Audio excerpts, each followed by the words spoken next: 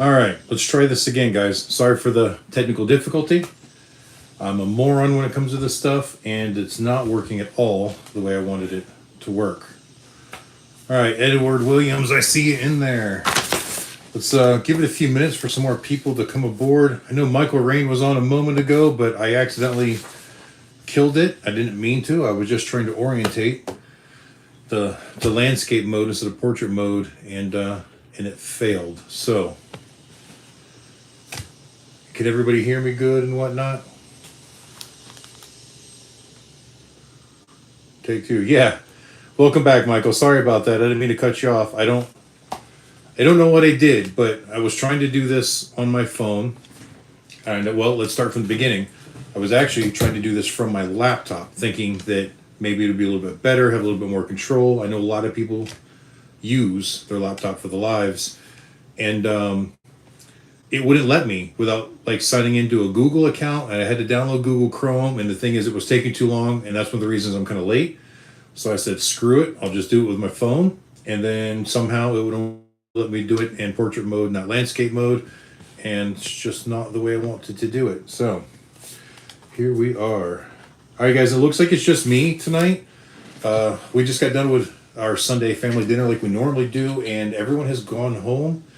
Katie's out there cleaning up a little bit, but she's got a lot of work to do as well. So she's like, well, I don't know that I'll be in there much, so she may pop in, I don't know. So for right now, it's just me and Austin back here. So, yeah, baby. All right, guys, what we are discussing. Well, actually, a couple things I wanted to touch on that I forgot about in the last live was some of the goals for 2023 that I forgot to put in the video and I forgot to mention in the live that we did 2 weeks ago that I thought might be a good idea, but you guys tell me what you think. I thought it'd be a cool idea, especially right now, since we've still got more than a month before Daytona starts. So there's not much rally footage for me to get. Unfortunately, I was going to go to the Great American Motorcycle Show down in Atlanta, just like I did last year, and that actually should have been this weekend, but apparently canceled it, and I just found out about it last week. I was really looking forward to that, just to get some more motorcycle content out there. So I was really disappointed that they canceled that. So I don't have anything scheduled until we get to Daytona, and I don't want to make you guys wait another month before we get some motorcycle footage. So here's one of the ideas I had.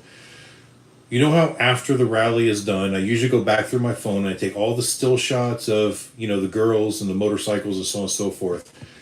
I thought, how cool would it be to do the same thing? So it would be like a Bikes and Babes type of episode, but all based on the viewers' rides. So if you've got a gorgeous motorcycle and you want to take a picture of it and send it in, that's great. If you're a beautiful woman and you want to pose with that motorcycle, by all means, do it. If you want to put your wife in there, whatever. I'll actually use your guys' pictures and put them together in a video. It'll give you a moment to get your motorcycle online, and it also helps me develop a little bit of content. And I know there's a lot of you that really like participating in this type of stuff. Thought it might be a pretty cool idea. So tell me what you think about that. The other thing I was thinking of was I'd like to start a ride-along series. Now, this is trucking content. There's so many facets of trucking that I have not yet done. I thought it'd be really cool to jump in a truck with somebody else, learn their aspect of it. So, I know how to drive a truck, obviously, but I'm still a relatively new driver. I've only got a couple years experience driving big rigs. So I know there's still a lot to learn, but I'm more fascinated with the different types of trucking. So we did moving. We were doing, household goods, and I hated it. Don't get me wrong. It was good money, but I didn't like doing it. Town doesn't really like doing it. It was just kind of, what was handed to us, and it was a good stepping stone. What's up, Ray Moto Life? So I would love to learn other aspects. I'd love to jump in a truck with somebody with a flatbed or a step deck and go out there and learn how to do proper load securement and tarping and all that stuff. I've watched videos, so I get the idea of it, but doing it and watching it are two totally different things. And you guys know I'm very blue collar, and I'm a firm believer. I'm a firm believer that doing it. I'm going to learn so much more doing it. I can watch it 100 times on a video, then I'm going to fumble with it still the first time I do it. So I thought it'd be really cool to do something like that. I know we've got a viewer, and forgive me, I don't remember their name. They haul equipment for John Deere. That's like RGN work and stuff like that. So, hey, David. Hey, yeah, hope to see you in Daytona as well. I I think that would be really fascinating to learn how to do. I've never run refrigerated, so and just all these little aspects there that I think would be really interesting, and it would also make good YouTube content, but it would also help educate me, so that I can determine what direction I want to take our trucking business.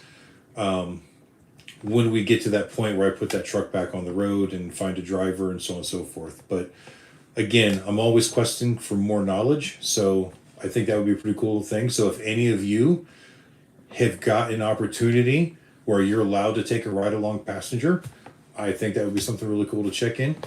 I'm trying to see if I can get more comments up here. I see a couple popping up, but I'm not seeing that whole stream of them like I normally do. Maybe I need to log in on another device and look as well. I see them like popping up on my screen, but then they disappear. I'm not seeing the whole list. So give me a minute. I'm going to go ahead and log in to YouTube on my computer and see if I can't log on to this live. That way I can actually see that feed.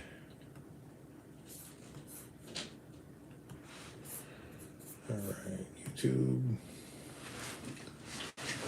So anyway, does that sound like it'd be a pretty cool thing, guys? You just let me know.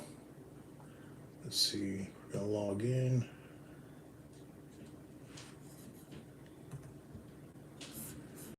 Let's go big screen. And make sure my volume big screen is muted. All right. Now, how do I see chat? Aha. There it is. All right, guys. Now, maybe I can... I wish there was a way to make the chat bigger. Oh, wait, I can. I just zoomed in. Look at that. By accident, I figured it out. All right, so let's see if we have any questions here. Hello, Adam. All right, Bearded Guy, welcome. Kenneth Miller, Ray Gregory Rides, Jamin Rooney, Ray's Moto Life. Good to see you. Okay, Dave. Okay, so yeah, we covered some of those. All right, Clint CRM, I see you up there too. I missed you. I apologize for that. All right, so yeah, so those are two things that I wanted to add to it, and I thought would be really cool to do. Other good news that I have too, and nothing is set in stone. You're probably not going to see it for probably till after Daytona, but we have come across the opportunity to have a shop. As you guys know, my shop here in the house is very small, very difficult to work with, especially now that like my kids are grown up enough, and like my daughter's boyfriend, and I mean they're all in the shop, and we got Derek here. You guys see how many bikes I've had to push out of there just to make things work, and it's definitely not it's not easy to work with. So we have, what's up, Ron Radfink? So Joe, the guy that owns the property where I parked my truck, he also has another property that's actually in between our truck yard and here, and he has another building on there, and we're going through, we're really cleaning up the property so he can store a lot of his bigger, heavier equipment there, and clean up the store area that's up in town. So there is a building there that's a few thousand square feet. I don't know exactly how big it is, but it's plenty of room for what I need for right now. That he's got no use for at the moment, so he has granted me permission to fix the building up and basically use it for however I want. It's going to take a lot of work, though. It's been abandoned for a long, long time. It used to actually be an automotive center, but when I guess the people that owned the business, his parents owned the property, but the people that actually owned the business, that leased the property from Joe's parents, when they passed away, there was just nobody there to run the business, I guess. So it just went under, and it's been sitting vacant for many, many, many years. And then it kind of got converted into a hay barn. So right now the whole floor is just lined with pallets. Hey, thanks, Ron. I see Ron did a super chat there. Thank you guys. I appreciate that. So we're gonna have to get in there, clean it up. I mean, there's trees growing right out front of the doors. It's gonna take a lot of work, but we'll get over there with the tractor and do what we can. We might do some cleanup before Daytona, but we've got to get power run to it because the power's been cut in the past, and it's in an area where Joe has had some issues with theft and whatnot. Stay away from reefer trucks, flatbed because or tanker is the way to go. Yeah, see, I'd love to learn tanker as well. I don't really have an interest in reefer, but I still think it would make good YouTube content. Excuse me, to go along and learn that. Like, I'm not looking forward to this sitting in the docks. Everyone I know that runs reefer, at least that I watch on YouTube and talk to, like Nick over at Velox 18 Trucking, he spends a lot of time in docks. I'm definitely not looking for that. I get frustrated when I'm not doing something. So that would be very challenging for me. And that's why I thought flatbed would be good, because I don't want to just sit in my truck and wait to get loaded. I've got no problem working. You guys know I'm a worker, so I don't mind climbing up there and strapping stuff down. I know it's hard work, but I've never shied from hard work. I know as I get older, the harder work gets harder to do, but I don't want to just be lazy. I don't want to be a lazy truck driver and just sit in my truck and watch YouTube or something, while I'm being loaded. I'd rather be more productive than that and still stay in a little bit better shape, get a little bit more workout in there. All right, we got sidetracked. We were talking about the shop. Yeah, so right now there's no power. There's he's had some issues with theft there because the whole property has been vacant for many, many years. That people going back there and doing drugs. There is a trailer park across the street that's got some low income people in it, and we think that there's plenty of people there that are just stealing stuff. So we've got to make sure we get the property secure. We're fencing it all off. Going to get security cameras and stuff like that in there. So it's going to take a couple of months probably to get everything to where we're ready to actually start moving my valuable tools and equipment and my projects over there. But as of right now, there is enough room to move every single one of my projects indoors for the most part. I'm not saying I'm going to take them all over there at once, but I got a couple that are literally sitting out in the yard and they're getting in worse shape as they sit. So I want to start working on them, or at least get them under shelter before they become a useless project. Sorry. Hello, Jim Reynolds. Edward Williams, would be good to try them all. Yeah, and that's the thing is I want to expand my knowledge and really learn what I can.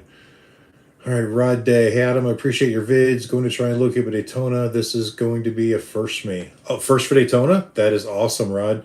I hope you enjoy it.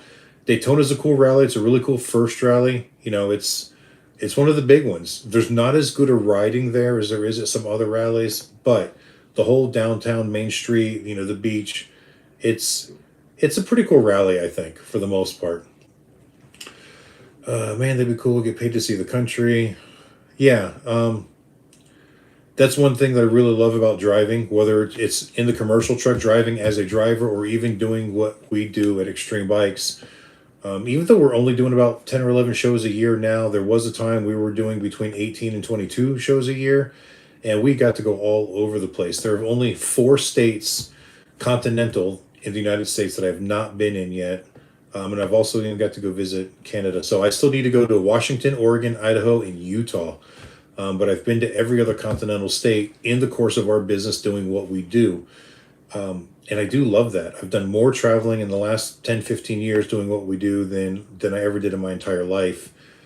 And I remember the first time I went out west to Arizona and saw like real deserts.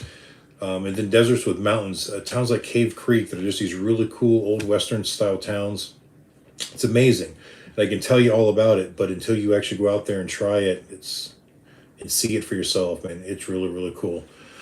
All right, hauled 48 states for 30 years, Kenneth. Yeah, see, I haven't hit all of them yet, but yeah, some are just beautiful. Emery, what's up? Ron, guys, Emery's name is really Ron. Emery HVAC is his business, just so you guys know. What's up, buddy? We are out in Arizona riding. Yeah, we went out to Arizona riding, met Bob and Tam for dinner and a few. Yeah, I remember hearing you saying you were going to do that. I'll admit I was a little envious. There was part of me that just wanted to pack up and meet you guys out there and enjoy it. I just got so much going on here. Couldn't take the extra time off. All right, Big Johnson is saying hi, y'all. What's up, Big J? All right, so that's the plan. Hopefully, we'll get that shop going in the next couple of months. I think I'm going to include you guys in on all the cleanup we're going to do. I mean, that's going to be a lot of tractor work, chainsaws, moving stuff that's already there and organizing. Some of it might be boring to some of you, but I know that there's a lot of you that are really into the whole project thing. So I think we're going to go ahead and document all of that as we do it. Not sure when we're going to start yet, but hopefully in the near future. I've got a handful of things here that I have to take care of before I can even dedicate any time over there. And guys, it's almost the end of January. Before you know it, I've really got to start busting hump to get the rig ready to go to Daytona. And I've got stuff I need to order for the rig. And some of that stuff I kind of wait till the last minute on, just for financial reasons. That way, like, if I put stuff on my credit card to buy for the bike, rather than taking out of savings, I like to put it on the credit card. And then, when I go to Daytona, at least there's revenue coming in that I can pay the credit card off. So I just try not to burn up our savings over the winter because we don't have that income. So certain things I'll wait till that first week in February, then I'll order a whole bunch of stuff and get it here. Then it's like that mad hustle to get it all done before we hit the road and head down there. All right, where we go? Emery join, man. Yep, Emery's there. Hello, sorry I'm late. Jeff, no problems, man. We haven't got anything really important yet. We are going to be talking about the Love Jugs giveaway because obviously, if you haven't heard yet, we did hit the 10,000 subscriber mark. So we are going to come up with a system on how we're going to give that away, but I wanted your guys' input on that. And I know that we're not going to get all 10,000 people in here, obviously. And I don't even think all 10,000 people are interested in winning. But I know that the people that are going to be a part of these lives are the people that really matter to the channel more, because they're not just the people that are popping in and watching one video here and there. You guys are the ones that are a part of it. You guys watch everything that we put out there, even the stuff that I think is boring. You guys are like, hey man, great video. So either you're just trying to make me feel better, or it's really the way you feel. And you guys are the ones that I'm really, really grateful for, because you're kind of like the ride or die kind of crew, and I have a lot of respect for that and appreciate it. Thank you. Yes, it took a long time to hit the 10K. Red Jaguar. So glad we got there. It took way longer than I expected, but we're there. All right, Mighty Quinn says if nothing changes, I'll be getting 3 holes and Love Jugs in Daytona. No problem, man. We'll be set up for you. If you want, touch base with me ahead of time. Let me know exactly which product for Love Jugs that you want. And I'll make sure that I put your name on them. That way they don't get sold before you get there. And we can always set you up an appointment as well. All right, Gary says we'll see you in OC, Maryland. Cool, we're looking forward to that. We do enjoy that show. And hello from Oregon, Rick. Bearded guy, I enjoy all your videos. Jeff, thank you. I really appreciate it. I know you've been following since the very beginning. And Jeff's making some progress on his channel too, man. That's great. He hit that 550 subscriber mark that he was shooting for, and I know he's doing a giveaway as well. I didn't hear how he's actually doing it. Somehow I missed something, but I know that he hit the mark and he's giving something away. Richard from Nebraska. What's happening, man? I love Nebraska. I've driven through there a couple times. How can I make an appointment? So you can either just email me at theextremebikes@hotmail.com. Or I believe that there's a way through Square and Facebook you can actually go in and make the appointment. I'll be honest, I don't know how that works. My daughter set it up for me, and I don't think anybody's actually used it yet. But there is a way to link to Square or Facebook and make an appointment. So, all right, Robert, you're going to see us in Sturgis. Cool. Yeah, I'm already looking forward to Sturgis. That's our big one. That's the one we always look forward to. And for me, it's multiple reasons. One, it usually is financially our best rally, but I love being out in that area. So for me, it's the riding, it's the whole area. I love it there. It's the next best place, to being home. And probably my second favorite place to be. I say that, but I went out to Red Lodge and started to ride in, down Beartooth, and tell you what, is absolutely gorgeous through that area. That western Wyoming and Montana, fell in love with it. I can't wait to get out there again and do some real riding. Dr. Harley Heel, Amsoil. Okay, should I sit or something? I don't know. All right, hope to get some Love Jugs at Myrtle from John Scott. Yeah, sorry we didn't make that fall rally, guys. It just didn't make any sense to go. I think I would have made a huge mistake by trying to go there. Is what it is. I don't know. I can't make excuses. You guys know what happened. Oh, hello. Okay. I thought you told me to heel. All right. Sit, Ubu, sit. Good dog. All right, guys. So we've got, 60 in here. So here's the deal. When it comes to the Love Jugs giveaway, September of 2021 is when we pretty much announced that we were going to do that giveaway. And because I remember we were in Ocean City, Maryland. I was standing inside that convention center. And when we made that video, the whole plan was that you had to leave a comment on that video. And then when we hit the 10,000 subscribers, I would do a random comment generator based on the comments in that video. You had to say, hey, enter me to win. Problem is, there's been hundreds of videos posted since then. So my fear is, those of you that still want to enter in the contest, it may be difficult for people to go back and find that video and leave a comment there, but I can always put a link to it somewhere. So I guess that's avoidable. Or should we come up with a whole new system because it's been so long? Maybe come up with another way to do the drawing or something. I'm not sure, but we're definitely going to give them away. But what do you guys think? Do you want to go back to that video and leave a comment? Do you want to start another video so it's more current, more easily to get to? And then that way people can actually enter their name in the comments there. What I don't want is a bunch of people entering that don't actually want the product. So we want to be careful of that as well. And that's why I want like specific wording saying that you want the product and not just a, hey, Adam, what's up type thing. We've got a lot of viewers that don't even own Harleys. So I hate to see somebody that doesn't even own a motorcycle win this, or someone who's just going to win it just to sell it to somebody. I really want it to go to one of you who wants it. And I think that would be the best thing. So I figured this is open discussion. If you guys have any ideas, I'm new at this stuff. So I want you guys to be interactive in this. So I think it'd be really cool to get your input on it and see what is the best way for us to do the drawing. The only requirement I have is that you have to be subscribed to the channel. So you can't just leave a comment and not be subscribed. You have to be subscribed to the channel to win.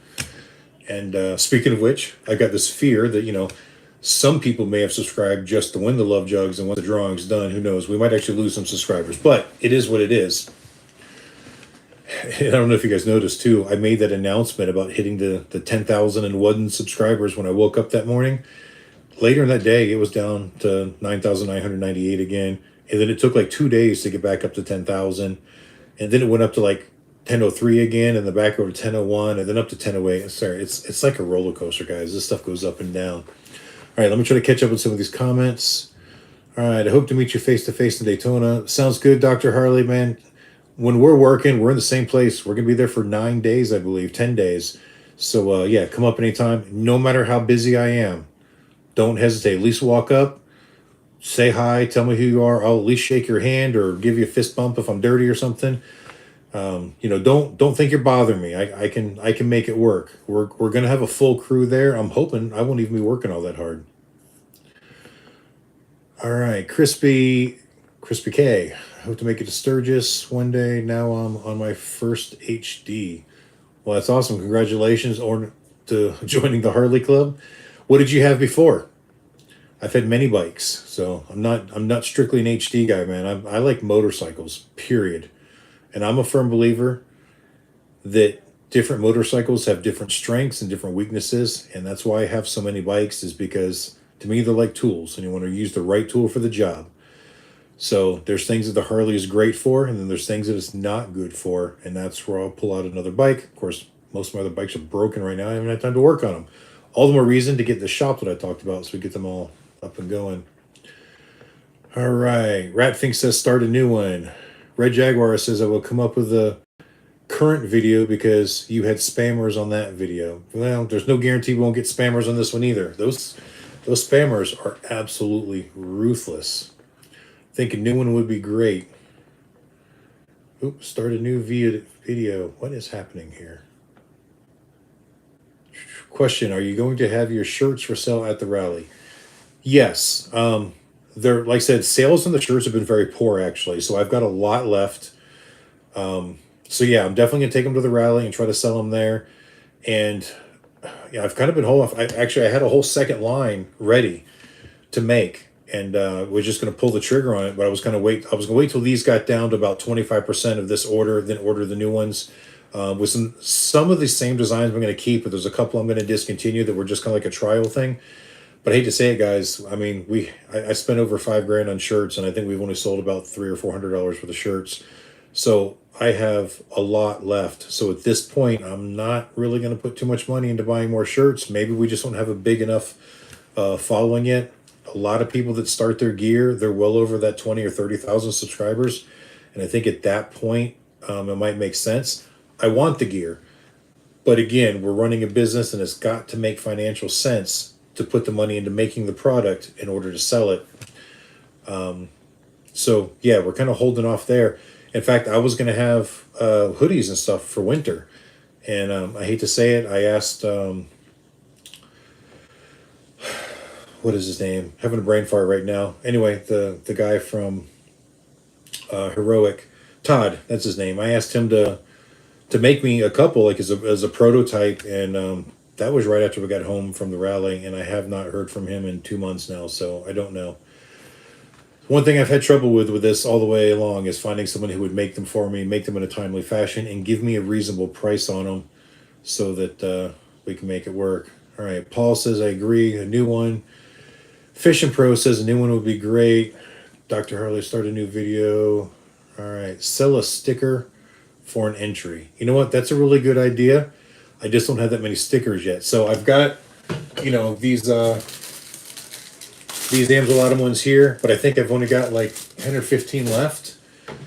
But here are some exciting news as well. Sorry, I dropped one on the floor.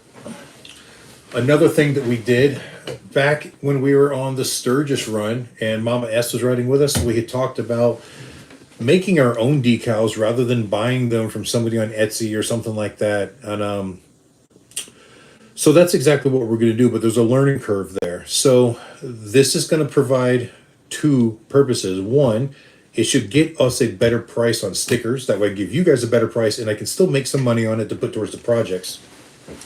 My whole thing is I want to be fair. I don't want to charge you guys $8 or $10 for a sticker when I can get it to you for $4 or $5 a sticker, as long as I can get my cost on a sticker where it needs to be. So we're going to do that. But the way we're doing it is I went ahead and bought one of those Cricut systems. And here's the thing. I don't have time to learn how to work that. I don't want to learn how to work that. I've got too much other stuff going on. So that is now Mama S's job. Those of you that have been following along know that the reason she went on the trip with us out to Sturgis and Ocean City, because she'd never been there before, and she just retired like 2 weeks before. So she's on her own time now. But, Social Security is not exactly a way to live very wealthy right now. So we're also looking at a way to supplement her income. So a portion of every sticker that we sell is she's going to get paid to make them, She's going to be able to buy all the products and materials. I'm going to pay for all of that stuff. And then she should make a salary off of the work that she does as well, and still give us a profit margin enough to put towards projects and give you guys a good price. So that's the plan with that. So stickers are to come. It may take a little bit though. My mom isn't used to stuff like that, so she's learning it, and there's going to be a learning curve there. She's, she actually went to school for computer programming a long time ago. It was like back in the late 80s, early 90s or something. But so much stuff has changed. So she made a few stickers. In fact, guys, check it out right here. Coffee cup. She made these on the Cricut just as like practice playing. So I've got a few of these. And you know what? Maybe we'll even give these away. Nothing super fancy. It's just a vinyl decal on a coffee cup. But this is just practice really. And she even made some of these little stickers. And they look a little wonky because I sent her a picture of the one that I just showed you, which is the ones that I actually bought from Etsy. but because the camera wasn't perfectly square, you got a little bit of a shadow down there or whatnot, and they're not super glossy. So maybe we'll just kind of give these away for free with orders and whatnot. They're not nice. They're prototypes. They need a lot of work, but we're gonna get there. Okay, still a sticker Frenchie. So I do like that. Just make me the winner. Problem solved. Yeah, Crispy K. I wish it was that easy, but that would be really good to everybody else. And I want everybody to have a fair chance. Also here, K. New one would be easier. Damn it, I keep moving this thing. Start a new one. Start a new one. New one would be easier. Start a new one. Stevie Lay. Hi. Chieftain Ghost Rider says hello, everyone. New video. I'll adapt them to my V-Star. You know, we've had a lot of people put them on Yamahas and even some of the Kawasaki's and stuff too. So it's definitely possible as long as you're creative and you don't mind doing a little bit of fabrication. Ooh, sorry, my iPad is getting a little wonky here. All right. I always walked away because I wanted to respect your time in business. You know, Dr. Harley, I appreciate, your thought on that. And, I'm not promising that I can spend 10 minutes with you every time, depending on business, but at least say hi, at least reach your hand out. I will never ignore you. And, and if obviously my hands are busy, I'll still talk to you. You know what I mean? Do got to use a little common sense. We had an issue in Sturgis where a guy stepped in front of the lift when I was trying to roll the motorcycle off, and my hands were full of a 1,000-pound motorcycle. And I guess he got a little bit butthurt because I didn't shake his hand, but I would have had to drop the motorcycle to shake his hand, and I'm not doing that. So I guess his panties got in a little bit of a wad over that, and I'm sorry, but just gonna have to deal with it. Got to be a little bit of common sense going on there too. So, all right, what happened with the second location crew? I don't know what you mean, Sydney. We've never had a second location. Well, that's not true. I used to have a second Love Jugs location set up at JP Cycles back in the days because JP Cycle is one of our largest distributors. So they asked us to come out. But believe it or not, there was an issue with them paying us. So I don't know if you guys remember, but the MAG group, which is who owns JP Cycles, Vance and Hines, Mustang Seats, whole conglomerate there, they went through the big bankruptcy a few years back. And we had a deal set up with them that we would do installations in their parking lot on the inventory that they sold. So I didn't make any money in the sale of the product. It was stuff that they'd already bought from us and we'd ship to them. It was their inventory. So they would sell the product, but they wanted a certified installer there. So I sent a team out there, 2 guys, that's all they were doing, just installing Love Jugs. We bought a tent. We put a bunch of money into a little bit of a setup. The deal was we weren't giving away free installation. Now, a lot of people that set up at JP Cycle, they give away free installation, but in most cases, they're not having to pull off people's fuel tanks. And sorry, my guys just don't work for free, and we don't have enough profit margin in the product to be able to offer free installation. And just anybody that's offering you free installations because they're charging you so much money for the product that they've got huge amounts of profit in it that they can pay a guy to put it on and still make money off of you. We don't have that much of a markup. Be flat out honest with you guys. My markup on Love Jugs is 30%.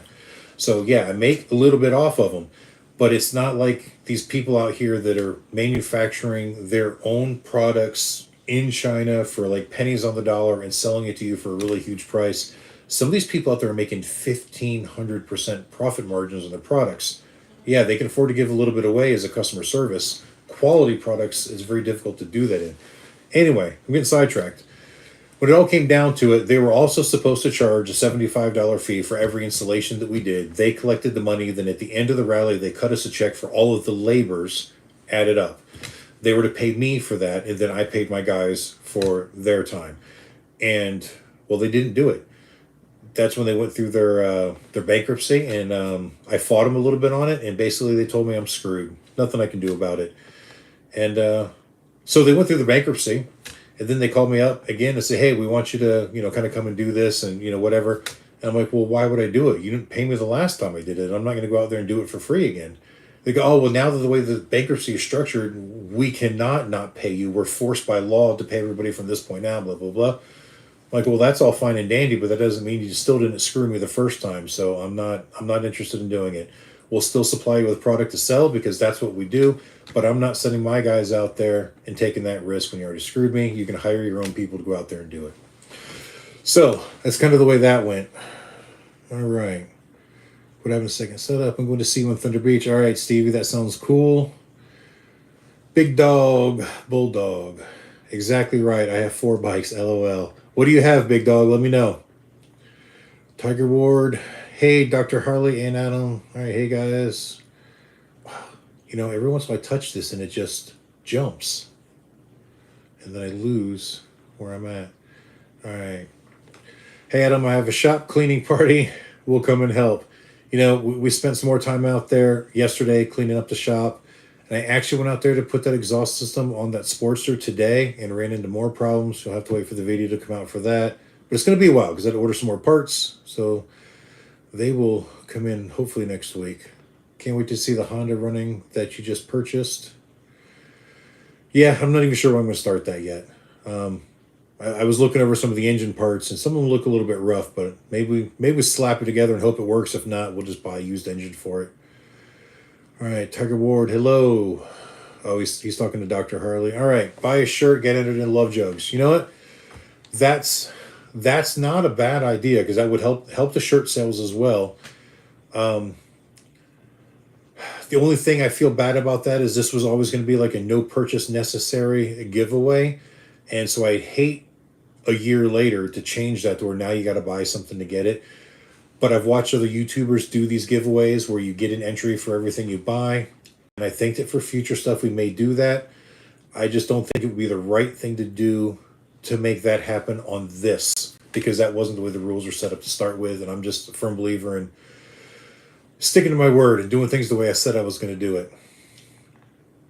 All right, Jimmy says he has 3 t-shirts and he loves them. Awesome. And Jimmy, we'll see you in Myrtle too, I'm sure, because that's your local there, if I'm not mistaken. Michael Rain, shirts are great. If you haven't bought one, you need to. Yeah, I just sent a couple out to Michael last week. We hope you get, well, I hope you get some 3Xs. I want one. I have 3Xs in every single style that we have as of right now. Ratfink says, I was just going to say get a Cricut. Yep, already done. It's just a matter of learning to use it. I said, I think Mama S is excited about it too. It's just a little challenging, you know. Keep in mind, she's, 72 years old. So, you know, learning some of this new stuff can be a little challenging for her. She's got a friend who has a daughter who has one, has been using it for years. So she's calling her on a regular basis and getting advice from her as well.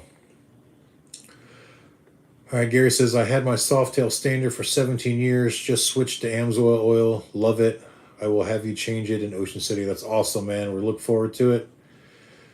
All right, Billy says, start over. Earl Marsh, you got an hour gauge on that Harley? No, I don't, but it is in the plans for the future. If you guys saw the one short that I did, I've got that the Dakota digital gauge set for it that they provided for me. And I think that it has an hour feature in it. It's not going to backlog all the hours that are already on it. And like I said, at the beginning of last year, we'd estimated it had just over 7,000 hours. I'll have to sit down and do the math on how many estimated hours it ran this past year and add those to it. But so it won't be super accurate, but it'll be accurate going out in the future anyways. All right, yes, sir, I can make a video on the install. Okay, that was from the bearded guy. Yeah, put in the Love Jugs on his Yamaha. He can make a video. All right, do you ever work the Bikes, Blues, and Barbecue in Arkansas? Robert, we used to. 2019 was the last year that we did it.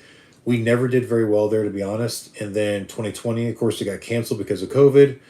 2021, I guess there were some issues with the campus there for Arkansas University or University of Arkansas, however you want to say it, in the city. So they moved everything up to Rogers now instead of being in Fayetteville like it used to be. And there really isn't much room for me there.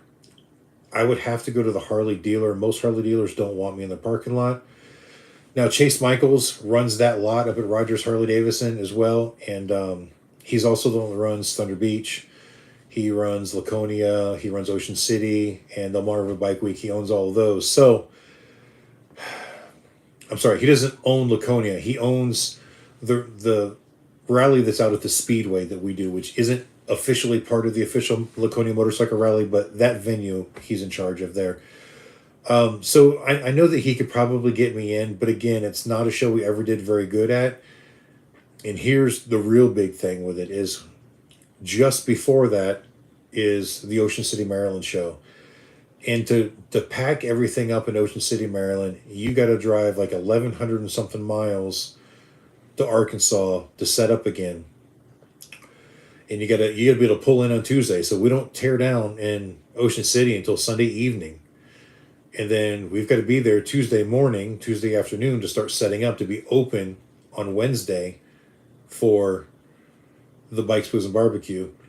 And then on Sunday, we have to tear down and then haul butt back to Myrtle Beach to be able to be there by Wednesday to set up so that we can open up on Thursday for Myrtle. So there's a lot of driving in a very short period of time along with the teardown. And for a show that really doesn't make that much money, I just don't know that it's worth it. I love the area. It's great out there. Financially, it wasn't one of our top sellers. All right, Tiger Ward says, do you sell your products online directly from you or only from Amsoil website? Okay, Tiger, so it depends on what you're ordering. If you go to my website, which is theextremebikes.com, which is in the link of almost all my videos, I don't think I added it to this one yet, but once this is done, I'll add it there. When you pull it up, it's primarily a Love Jugs website, right? Anything you buy from that website, as long as I have it in my inventory, I ship it out right from this office. In fact, I don't know if you guys can see, but there's Love Jug boxes sitting right here. There's Love Jugs there. There's a case of them back here behind me. So I actually box those up. I package them. I drive to the UPS store in town or the post office, and I ship them out to you directly. If I don't have it in stock, I will have it shipped from our main warehouse out of Massachusetts. If you pick a rickrack item that's also on the website, I don't stock any rickrack items. They basically get processed through my website, and then I tell Rickrack to send it to you. They're willing to drop ship it for me there, so it comes directly from Rickrack's inventory. So the benefit to that to you is absolutely nothing. It's just a matter of whether you choose to buy it from me or buy it from them. If you buy it from me, there is a little bit of a profit margin. Again, I make like 20 or 25% on that stuff. It's not a lot of money, but it was kind of there to help. And I think in the last 2 years, we've sold like 4 Rickrack items. So it's not a big seller. They're there, but if you guys need Rickrack stuff, check out the website. It is there for you. Here's where it gets a little bit confusing. If you want Amsoil products, you click on any of the Amsoil logos that are on my website or any of the Amsoil products that are on my website. What happens is it takes you out of my website and directs you directly to the Amsoil.com website, but it's tracked. They know that it came from my website. So when you're buying Amsoil products from my website, you're actually ordering it directly from Amsoil. They collect the money. They ship the product. It's all done. I don't touch it. Because I'm an Amsoil dealer, I get a commission check at the end of the month. So all those sales throughout the month get combined in with all my other sales that I do, and then that's how they base my pay from Amsoil on a monthly basis. But it's kind of nice because, I'm on the road all the time, so it's hard for me to ship stuff sometimes. So with Amsoil, the way they do it, I don't have to deal with it. I don't have to take the money. I don't do anything. Obviously, they keep their costs. I get the retail profit, plus I get my commission credits that build up into my bank. So a little confusing there, but it all works out. All right. Rod Day said, I got a 95 Heritage. Plan on riding 12 hours at Daytona. Cool. 95. That's awesome, man. Awesome. Hopefully she'll get me there without any issues. Probably not, man. Evos are great engines. Oh, yeah. Evo has been so reliable. They are. Evos are great engines, guys. They really are. In fact, there's still a lot of people out there that were really upset when they went to the twin cam because they were, those hardcore Evo fans. But you're going to get that. You had guys who were the hardcore shovel fans. And then, even now they got the Milwaukee 8, you got guys like, well, it's just not as good as the twin cam. But, to each their own. Every engine's got its pros and cons. All right, do I have any 4X shirts? No, John, I do not. I only have 3X. Sorry about that. I just didn't think 4Xs would be that big of a seller, and probably not, because even the 3Xs aren't that big of a seller. I wear 3X to 4X, depending on how fat I am at the moment, and so I always carry big shirts, but they're hard to sell. They really are. All right, Big Dog Bulldog says, Street Glide CVO, awesome. V-Strom. V-Strom's on my list of one to get. Ooh, a 929, man. I love the old CBRs. and a Yamaha YZ250 for the bush. That's awesome. Yeah, so see, you're like me. You know, I grew up riding sport bikes and stuff. In fact, I was on street bikes before I ever even got onto dirt bikes. A little bit backwards. You know, most people start on the dirt and then move up to the street. But my mom could never afford to buy me a dirt bike or anything when I was a kid, so I always missed out on that stuff. So I didn't actually learn how to ride a motorcycle until I was 17, 18 or something like that. It was because a friend of mine taught me on his Ninja 250 and I fell in love. I never left the neighborhood, and I decided the rest of my life will revolve around this. Wow, going way back there. That was a long time ago. It was like 30 years ago. All right, but yeah, 929RR is awesome. You know, I remember the original 900RR. Those things were so much fun. I know I'm dating myself. You know, we're going back to the early 90s. You know, you had the CBR 600 F2 and the 900RR came out. And that 900RR was just so fast and so unstable. It had like a 23-degree rake angle or something like that. And it was, you know, high speed. It would get the wobbles and whatnot, but it was a great handling motorcycle, and it was very powerful. All right, Brandon McDaniel, can't wait to meet you in PCB. Looking forward to doing business with you. That's awesome, Brandon. We look forward to it as well. David Sarton? Okay, yeah, I almost said Sarlin. Sarton. I'm within 800 miles of needing a new oil change. Where are you? Well, I am in Western North Carolina right now in Murphy. Well, just outside of Murphy. We live out in the country. And so if you're within 800 miles of me, then by the time you get here, you'll need your oil change.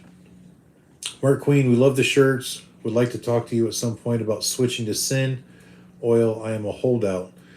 Well, Mark, if you have any questions about it, excuse me, feel free to ask. But I can promise you right now, there is nothing that a non-synthetic oil will do that a synthetic oil will not do better. I know that there's some people out there that's naysayers, but 90% of them don't know a damn thing about oil. They've just read some kind of marketing someplace, or somebody told them that you got to do this. 99% of it is all BS. There's nothing that a conventional oil will do that a synthetic will not do better. All right. Would you recommend Amsoil for a twin cam 88 with 40,000 miles? Yeah, that's barely broke in, buddy. I've got a twin cam 88 that's, well, we're only about 25,000 miles on it, but 7,000 hours of idle time, guys. And if you want to know what that equals to, let's do the math on it real quick. Oops. So, 1,500 hours is equivalent to about 90,000 miles. And if you don't believe me there, do the math on it. If you were at the highway speed at 60 miles an hour, it would take you 1,500 hours to go 90,000 miles. I didn't believe that the first time I heard it either. I had to do the math. All right, so if we go 7,000 hours, all right, divide that by 1,500. That's 4.666667. We're just say 4.7 to round figures, because I know it's actually over 7,000 miles. So 4.7 times 90,000 equals. So my bike has the equivalent 423,000 miles of runtime on it, plus my 25,000 miles that are on it. So yeah, 448,000 equivalent miles. And just so you guys know, the idle time is worse for it than the road time is. Idling a Harley is very stressful on it, but it handles it. Amsoil, Love Jugs. If you love your bike, make it last. Those are the two things you absolutely must do. After that, buy your pretty wheels, do your chrome this, chrome that, whatever you want to do. But the thing is, protect your bike first. It'd be no different than trying to ride your bike around without insurance on it. This is going to protect it, regardless of what kind of a build you have, how old the bike is. Air-cooled motors need airflow, and they need proper lubrication. There's only two things in your bike that keep it alive. That's air and oil. Get the best of both. All right, that's my rant for that. We're not going to get into all that. All right, can't wait to see you. Looking forward to doing business with you. Blah, blah, blah. So I'm really... Okay, that is how I can do it. All right, David Sarton. All right, man. Well, email me if you want to make an appointment. As a general rule of thumb, I don't work on too many bikes here at the house anymore, but if you really want to ride over here and do an oil change, we'll do it, man. Just reach out and we'll make it happen. Rat Finks is R1. Yep. You know, I've never owned an R1, but being a shop owner for many years, keep in mind, the first 15 years of business for me was all metrics. all metrics. My dream was to work race teams, and I did for a while. You know, starting level, not full time, but it was awesome. I started on a GT80. That's awesome, Gary. I love the old bikes. You know, I used to have a GT380, 1974 Ram air cooled two-stroke street bike. It was a lot of fun. All right, Brandon McDaniel says Kawasaki Vulcan Classic, also a very, very good bike. Bruce Scott, 15 YZF R6 and an '05 VTX 1800. You know, a lot of people underestimate that 1800. I know they're kind of old news now, but you know, back in the early 2000s, that bike was, it surprised a lot of people. You did an intake and an exhaust on it and a good, like a power commander, those things would rip. They would smoke any Harley out on the street. My only complaint with them is just the sound. There's something about the cadence of that bike running doesn't sound as good as a Harley or some of the other bikes out there. It was almost like a instead of the boom boom boom boom boom. It was, yeah, I don't know. It was weird, kind of annoying, but great motorcycles nevertheless. The 1300s weren't bad either once you jetted them, because those were still carbureted. The 1800s were fuel injected. Let's see, David Certain, I need to order oil from the website. Yeah, go for it, man. We have warehouses all over the U.S., so you can usually have your oil within just a couple of days. Yeah, the 929, 23 years old and runs like a dream. Yeah, you know, they're great bikes, and I am 54 and love the old bikes. Tricksters, FCR 1000, Seabears. Yeah, no, that's where my heart is. So I still have two GSXR 750s out in the garage. I've got my Hayabusa out there still. Yeah, I love sport bikes. You know, guys, if I won the lottery, I'd buy stupid amounts of motorcycles probably, because there's so many bikes that I really like. In fact, I was looking around last week on the interweb trying to find an old GSXR 1100, because I used to just love those motorcycles. And I know that performance-wise, they don't compare to things nowadays. But there was just a cool factor. The way that bike looked, I've always loved them. You know, even the old ZX11s, like 93, which I believe was the D model ZX11, just sexy bikes, man. All right, Paul Simonelli says, I switched my transmission oil from Harley 8140 to the Amsoil Severe Gear 75140. What a difference. Yeah, you know, keep in mind, you're almost same weight there. The difference is in that synthetic quality, guys. It makes a world of difference. And really what it is, you know, the cold pour rate of a 75-140 synthetic oil is nowhere near as thick as an actual 8140.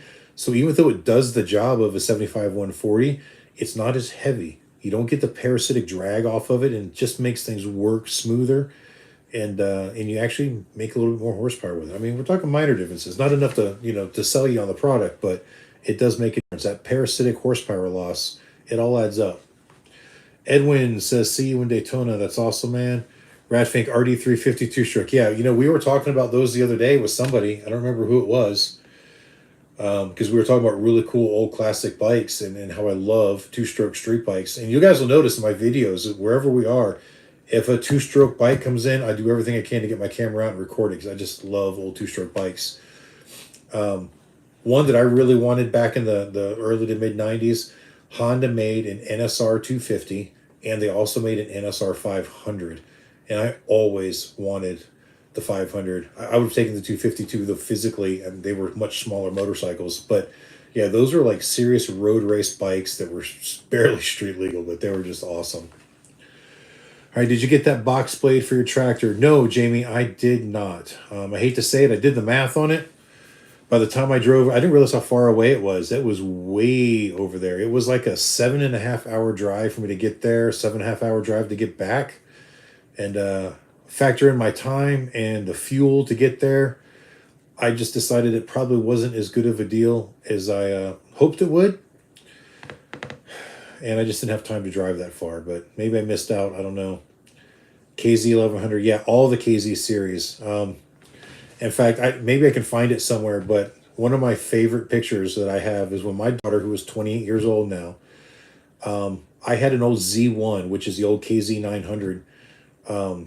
It was it 900 or 1000? Whatever. You Cali guys will know. but it was like a 1979 or 80 Kawasaki Z1, but it was in my garage back when I think I was still going to school at the time, and didn't work in a shop, so I was just working out of my garage. But I've got this picture of her still in diapers, trying to stick a ratchet in a socket in there to break something loose. It was just the cutest thing. Yeah, she's been working on bikes with me since she was little. Triumph Tiger, Brian says, Yamaha DT400 two-stroke. I'm actually not familiar with the DT400. I am familiar with the Tigers. Honda 750, yeah. The Honda 750s were awesome. I've had a couple of them. Actually had a couple that were turned into choppers and stuff back in the days.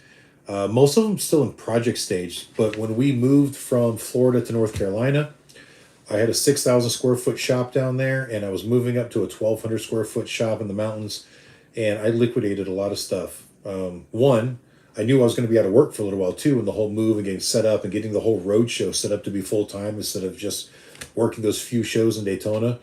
That one, I needed the capital to get through, and it's stuck getting rid of some of them. Some of them were really, really cool bikes, and I might have pictures of them somewhere, but they're all going to be on film. It'd be really hard to transfer to digital to put up. Robert says, started out on a Honda 50 Mini Trail in the early 70s. You know, my stepdad back in the early 80s, I was in elementary school or something. He bought me a Trail 70, and this is sad. He tried to get me to ride it, and I started crying. I was so scared to ride the thing. In hindsight, being 2020, like, I kicked myself for that. I mean, I was little and I didn't get it, but I was so scared of it to ride it myself. I was always on the back of the bike with my mom and him. He had an old KZ actually back in the days, with the big Vetter fairing on the front and all that stuff.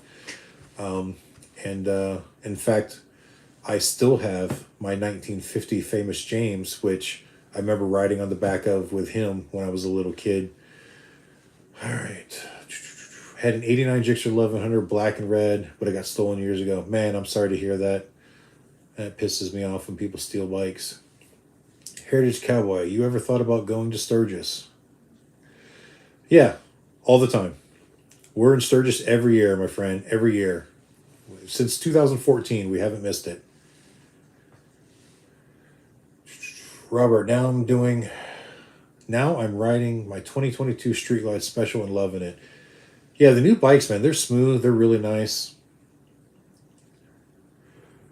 All right, a guy in North Carolina says, Adam, my brother owns a place up near Burnsville. He has a Harley, not sure what model. Cool. Not sure where Burnsville is. I know I've heard of it, but I can't think of it. Jeff says he was 7 in 1976, and Dad got him a 1969 Honda Z50, and that's where it started. Those Z50s were really cool. I had one for a while. Believe it or not, a guy abandoned it with me. He brought it to the shop and wanted us to work on it. And some of the parts are pretty tricky to get a hold of. And then all of a sudden, the guy quit returning my calls. And it sat there for years and years and years. And then when we closed down the shop in Orlando, we moved up here, I brought it with me. And I ended up trading it for the Monte Carlo we got sitting out in the garage for my son. I thought, at that point, the Z50, I mean, it's too small for me to do anything with the, big as my ass is now. And I just thought it would go to better use making a car. All right, well, that's it for comments, man. I am caught up. Well, guys, it looks like the general consensus is that we're going to start over with the video. So, all right, maybe the next couple days I will make an announcement video to do the giveaways. And at that point, you can start leaving the comments. Again, please, if you don't want the Love Jugs or don't have a use for the Love Jugs, don't enter. Don't even comment on the video. You must be subscribed. That's an absolute must. And once you win, or whoever the winner is, at that point, we'll have to email or whatnot. That way I have your contact information, and we will figure out exactly how we're going to make it happen. I can either mail everything to you and you put it on, or if you want to meet us at a rally and we install it for you, I'm open to whatever. So we will we'll get over that in the video. So all right, guys, at that point, open discussion. Anything else anybody wants to talk about? Any ideas? Anything you guys want to see from the channel this year, within reason? Like I said, not to sound like a a jerk or anything, but I don't really cater the channel to what I think you guys want to see. I just record what I'm doing and hope that you like it. Told you guys many times before, I don't create content. I don't ever sit down and think, oh, hey, what am I going to make a video about? I'm just doing what I do, and then it's just a question of, hey, should I record this? Because obviously I don't record everything I do, but, just trying to keep it real. We do what we do. Christian Biker says, my first was a Montgomery Ward's mini bike. Now I ride a 2008 1300 V-Star. Awesome, man. Those, like I said, the V-Stars are great motorcycles. They really are. I had a friend, we called him Captain America. He's down in Florida still. He had the V-Star 650. And I want to say it was like a 98, 99, something like that. And, man, he would ride the absolute snot out of that thing. He'd go out on rides with us, and we were on all of our sport bikes. We got guys on leader bikes and 600s and 750s. And he would just beat that thing so hard and keep up with us the best he could. I mean, obviously it wasn't as fast of a bike, but he never got left far behind. He would ride the crap out of it. I had a V-Star 650 for a very short period of time. And I say I had it. It was a business transaction. I bought it from a guy that traded it in on another motorcycle I had for sale at the old shop. And I rode it around a little bit, and then I ended up selling it to somebody. But, I mean, it was a shop bike. But, technically I owned it. All right. Now everyone else order one. Hey, Tiger, that would be awesome. I'd appreciate it. Yours will probably go out tomorrow, most likely. I've got to run into town, so I'll drop it off. If not, my daughter will. Can you do some food reviews in your town? You know what? I'd love to do that. Not that food reviews are my thing, but here's the hard part is the last couple of weeks, we've been on this, healthy kick, trying to eat healthier. And it's really hard to eat healthy out. I know you can eat somewhat healthy out, but it's really hard to go out and get something that doesn't have a bunch of sugar added to a sauce or whatever. We do have some really good restaurants around here, but there really isn't a lot. We don't have any of the really big chain sit-down restaurants. We've got a McDonald's and a Hardee's and stuff like that, but we've got a couple really good steakhouses and a couple family-owned places that are really good. So yeah, maybe we can do that. If you guys saw in the video where we did the Lake Blue Ridge, Katie and I went to that place called Harvest on Main in Blue Ridge. Absolutely fantastic food. And in fact, we even went back on Thursday. We just decided not to make a second video on it because I didn't want to be too boring or mundane. In fact, we were going to do a video of another dam. We went to Lake Nottely, but we got there, we got out of the truck, and I was going to put the drone up, and it was so freaking windy that I was like, no, I'm not going to lose the drone to make a video. So we held off on that one. We'll have to schedule it another day. Gary, thank you for saying it's always great content. Christian Biker, been following for a while now. Keep doing what you're doing. Thank you. I appreciate that.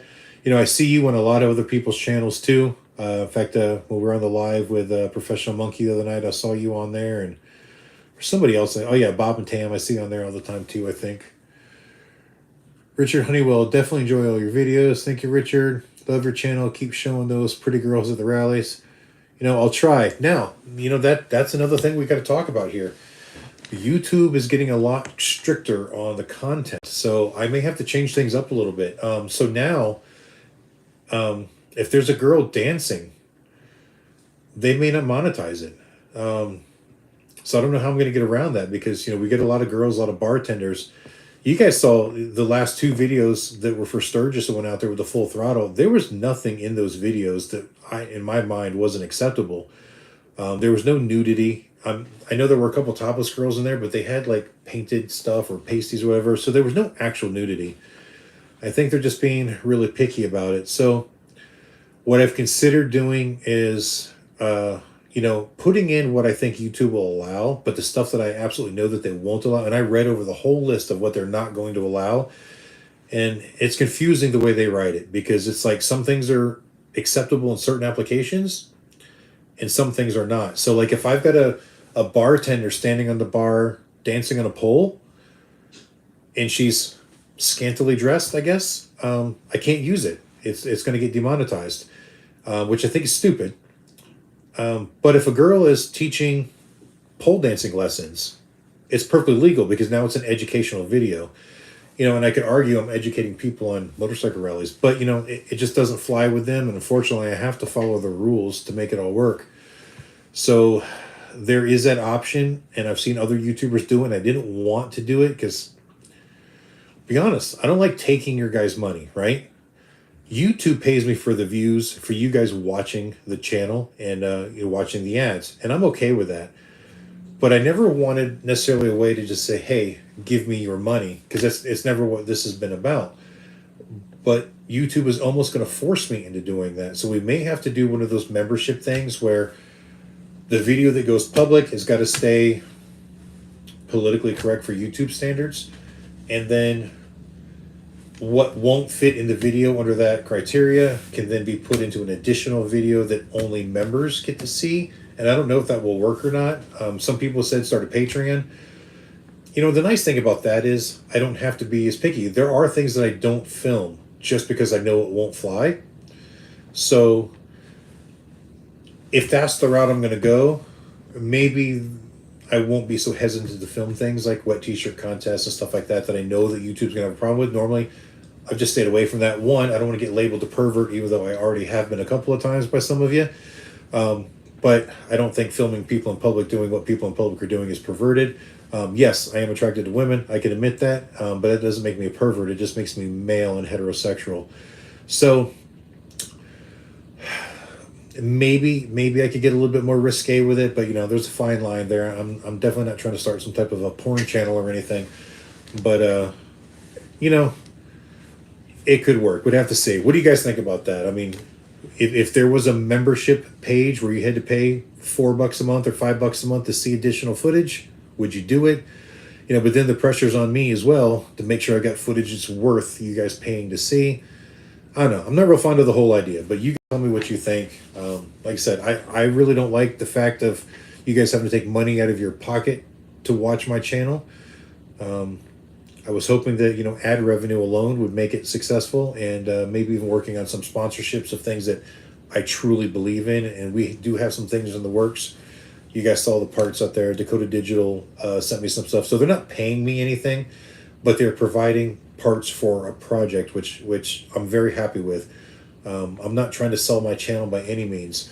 And I'm not accepting everything that's offered to me, because there's some products out there I just don't believe in, and I'm not, no matter how much somebody pays me, I'm not going to put them on the channel and say, hey, you should use this. I do have a product review that I've got to do here pretty soon.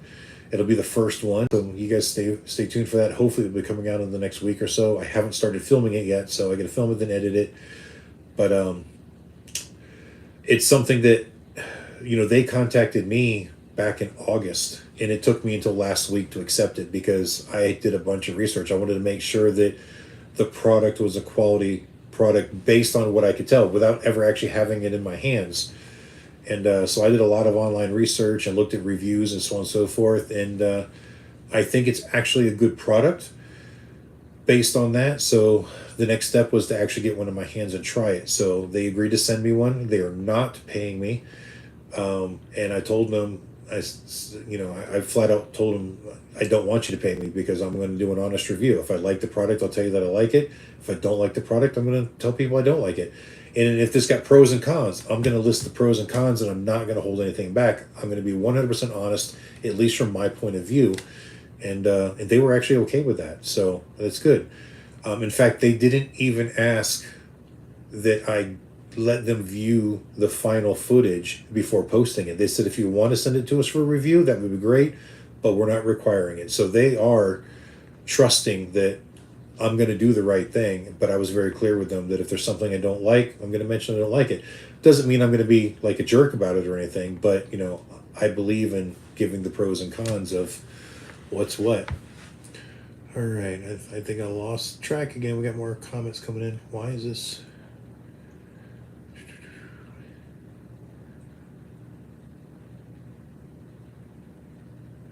Okay, Heritage says, sorry, I was thinking you just stayed east.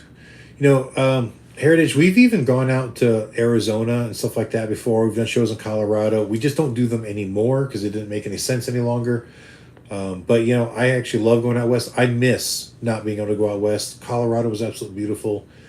Arizona was really nice going out there. It just can't make it worth it. And I hate to say it, but now that the rig's bigger, we could probably do better sales out there. here's the thing. Cave Creek, we went out there once during the Arizona Bike Week. We didn't do very well. In fact, it was the only rally ever that I went out there. I worked for 10 days and came back home, and I had $1,000 less in my bank account when I came home than when I left. So, just didn't make any sense. We are in this, as much as I love it, we are in it for the money. We're running a business that has to make profit. So that didn't work. Colorado, we did the show in Cripple Creek. The thing is now I can't even fit into Cripple Creek. And apparently Cripple Creek pissed off a lot of people with some of their comments about veterans or something. I don't know the whole details. So I guess they've moved it out of Cripple Creek and it's now in Woodland Park, if I'm not mistaken. But even still, man, trying to get Goliath up that mountain and then back down, that's a long, long grade. And I don't know about the brakes and all that other stuff in Goliath. I try to avoid those really tight grades like that. All right. Clever Channel, keep up those. Mom and Pop's Place. Yeah, we've got a few that are pretty good. All right, we will consider that, big dog. I mean, we're trying not to eat out right now, but it's sometime we will. When we're on the road, we usually mention the places we don't really do a review. We just mention that we like them. Because, food review isn't really what we do necessarily, but Ron says, windy as heck in St. Augustine. Yeah, I believe it. It's been pretty breezy up here, too. Out there working in the shop today. I mean, it was cold out today, but not real cold. But the wind made it bad. We had to close the shop up doing the work inside because the cross breeze coming through the side door and the bay door was just too much. Chris Piquet says, awesome, can't wait for vid and good luck on all. Oh, and my answer, my bikes have been several metrics with the last being 2009 Goldwing before going to 2013 Road King. Yeah, the Goldwing, it's another amazing motorcycle. I've always wanted a GL 1800. I used to have an old 1100 wing way back in the days, and it was all cut up. It was actually a Valkyrie before Valkyrie existed. I bought it partially done and then tried to finish it. It was kind of half-assed. It wasn't anything to be proud of, but it was a cool looking bike. The guy that started it took a lot of shortcuts that he shouldn't have taken, and it wasn't done right. Let's just say that. But back in 2007, I had the opportunity to have a Goldwing for about 10 days, and it was all pure luck. So, story time. So, you guys have heard of the company Eagle Rider? Well, they rent Harleys and so on and so forth. Well, there was one down in Orlando. They didn't just rent Harleys. They had other motorcycles as well. And they had a small fleet of Goldwings. And I kind of knew a guy that worked there and got to know the manager and everything. We were friends, being in the industry in the area. So when the warranties ran out on the Goldwings, he came to me and said, hey, would you take over the service? Your rates are way better than the dealership. I think you're going to provide better service for us than the dealership. So we want to know if you would take over the contract and take care of the warranty service on all these Goldwings. And absolutely, it's what we do. I'd love to do it. So he said, great. He goes, I've got one that needs service whenever you're ready. So I said, yeah, just bring it by whenever you want. So they delivered the motorcycle. And in this conversation, I told him how I'd kind of wanted to rent one for a while because I really liked the Goldwings. And I'd ridden them as like my customers' bikes, like up and down the road for test rides, but never really put miles on one, right? So anyway, he brings me the motorcycle, and the problem was it has some kind of a squeak when you turned the handlebars. So he thought it was a bearing problem. And I get in and looking at it, and what it turned out to be, after about 10 minutes of inspection, there's a little ground tab on the bottom of the center pin of the steering stem that's like riveted or bolted to the frame, and it's just a spring-loaded tab that goes up there, and I guess it helps the ground circuit. Well, it was just dry in there, so when it turned, it was squeaking just a little bit as it pivoted. So a little bit of Amsoil Amsoil MP metal protector up in there solved the problem. And so I called him. I said, hey, it's done. He's like, what do you mean it's done? I just dropped it off an hour ago. So yeah, this is all it needed. I mean, we checked the bearings and everything too, without disassembling it. Everything was fine. There was no reason to disassemble the front end of that bike. It didn't have enough miles to justify it, and there was no visible or obvious problems there. And so the whole thing was, he figured I'd have the bike and working on it for at least a week, and then he was going to give me like 3 days of personal time with it, was his plan. And he goes, well, that's awesome. I said, yeah, so I mean, if you want to come pick it up, go for it. And I said, I'm not going to charge anything for it, man. I just sprayed some lube up there. I took some sandpaper to it first just to get a little bit of the surface rust off, and then protected it with the metal protector so it wouldn't rust again. And guy goes, no, it's yours until blah, blah, which was like 10 days away. I'm like, what do you mean? He goes, you said you wanted to ride one, so it's yours until then, man. Have fun. I'm like, well, that's freaking awesome. So, like I said, I had that bike, I think, for 7 days. And working full time, 6 days a week, from 9 a.m. to like 8 or 9 o'clock at night. In that 7 days, I still put like 1,100 miles on that bike because I would take the long way to work. I'd take the long way home from work. On the days off, we were doing group rides up to like St. Augustine and stuff. And I really had a lot of fun. Keep in mind, this is back in 2007. So this is, 15 years ago? Something like that. And I decided then that I wanted one. My only problem was I didn't feel like I was old enough for one. And I got to thinking about it, and I didn't know anybody that was under the age of 48 that had a Goldwing.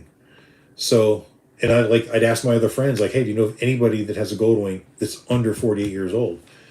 And they're like, well, no. And every time I met a Goldwing guy for like the next couple of weeks, I'm like, hey, do you mind if I ask how old are you? He's like, oh, I'm 52, I'm 53, whatever.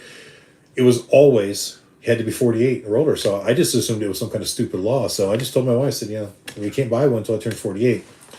Well, guys, I turned 48 last year, and I'm not 49 yet, so I probably should get one before this year, or before my birth year is over, because I do want one, but I don't know if I'd have time to ride it anymore. Back then, I had a lot more time. All right, where we go? They was talking food. Get you a smoker and smoke some pig and chicken. Yeah, well, Jeff, I told you I bought that smoker for Zach for Christmas, and he hasn't used it yet, but he said that next week he's going to smoke a chicken in it, so I'm excited to see that. I've never used a smoker, don't know how. I like to cook, but I'm not like a cook, so. I like the ones walking around at your setup. Yeah, there's usually quite a few attractive ladies walking around. I notice at some shows more than others, though. Like Galveston, there was a lot of really attractive women at Galveston. Like, and guys, I hate to say that because I don't want to sound like any woman's not attractive, but you guys know what I mean. I love all women, but anyway. All right, in Galveston, Texas, the closest bike ride to Oklahoma you attend. Roughly how much would Love Jugs for 2000 Dyna Y Glide? So yeah, I think from Oklahoma, Galveston probably is your closest rally. And listen, William, Love Jugs, they're not model specific. So you can fit any of our Harley model Love Jugs, with the exceptions of the ones that just came out last year or the year before that are specifically designed for the Milwaukee 8 Softail line. They will all fit your bike. So the thing there is prices range. So anywhere from about $395 on up to about $489 for the Love Jugs themselves. Nice thing is that a Dyna, you don't need a frame mount kit. You could choose to add a vibration master on there, which is going to be $79, I believe. No, 99. Yeah, they went up to 99 last year. But so the price is going to vary. If we do installation, we charge $85 for install. Assuming that you don't have any custom fabrication that needs to be done. You've got an OEM style horn on there still. All right. Good night, folks. Mighty Quinn is heading out. Adam will shoot you an email when we get closer to Daytona. Take care and keep up the good work.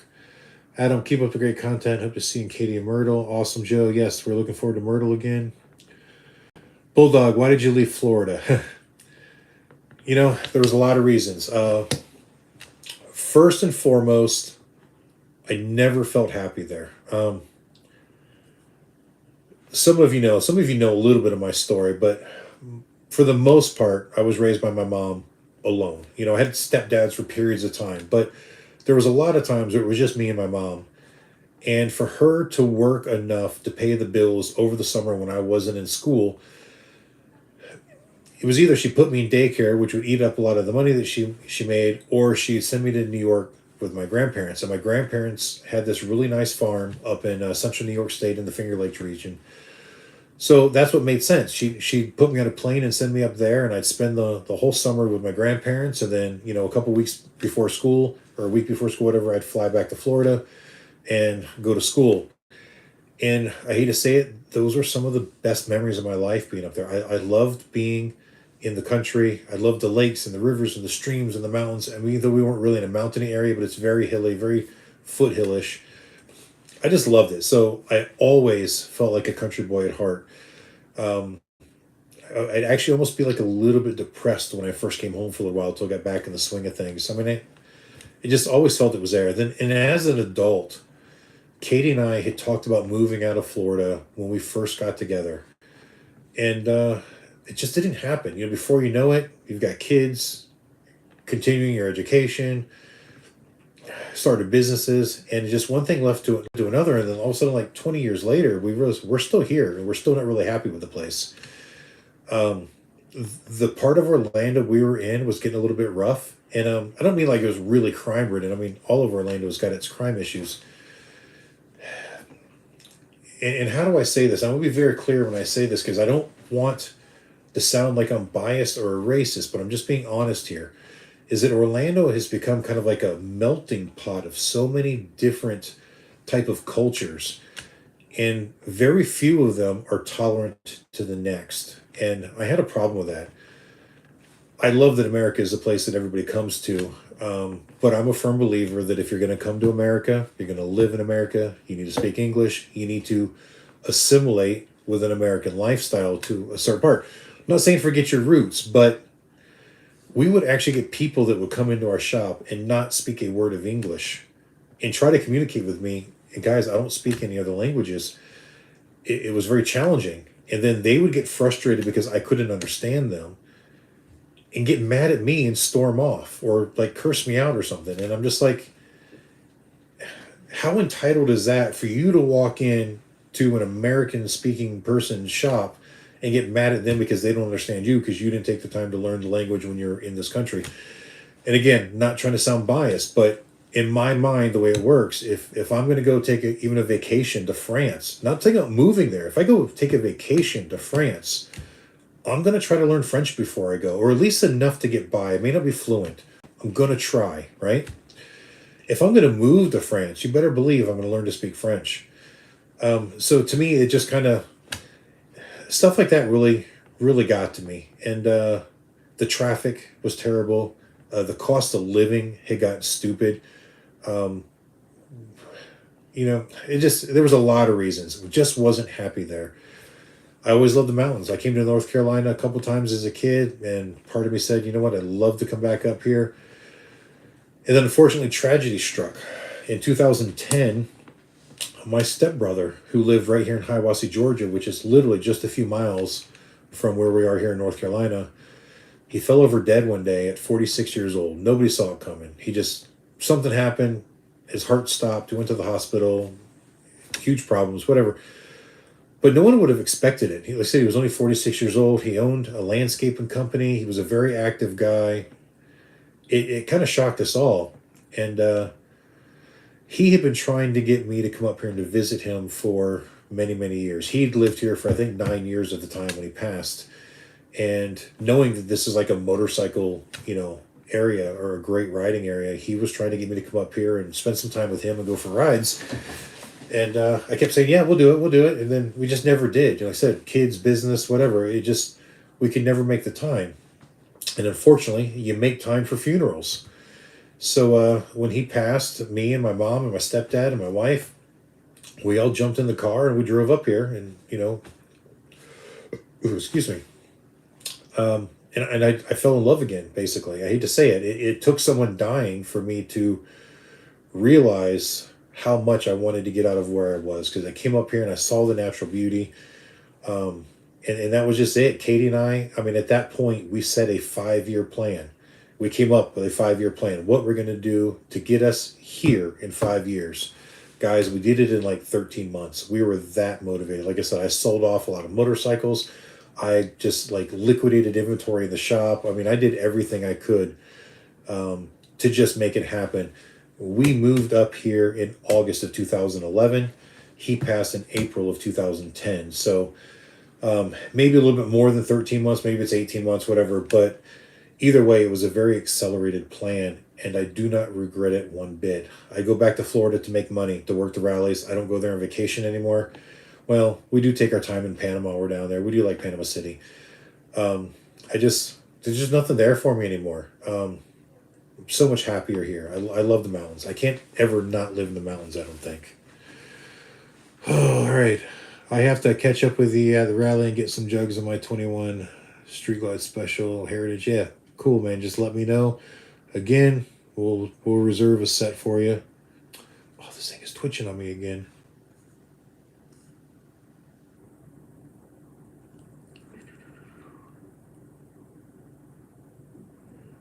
Oh yeah, 22 in blue says 65 people watching, only 13 likes. Oh, my thing says 74 likes, so maybe you just need to refresh. I think we're doing good here.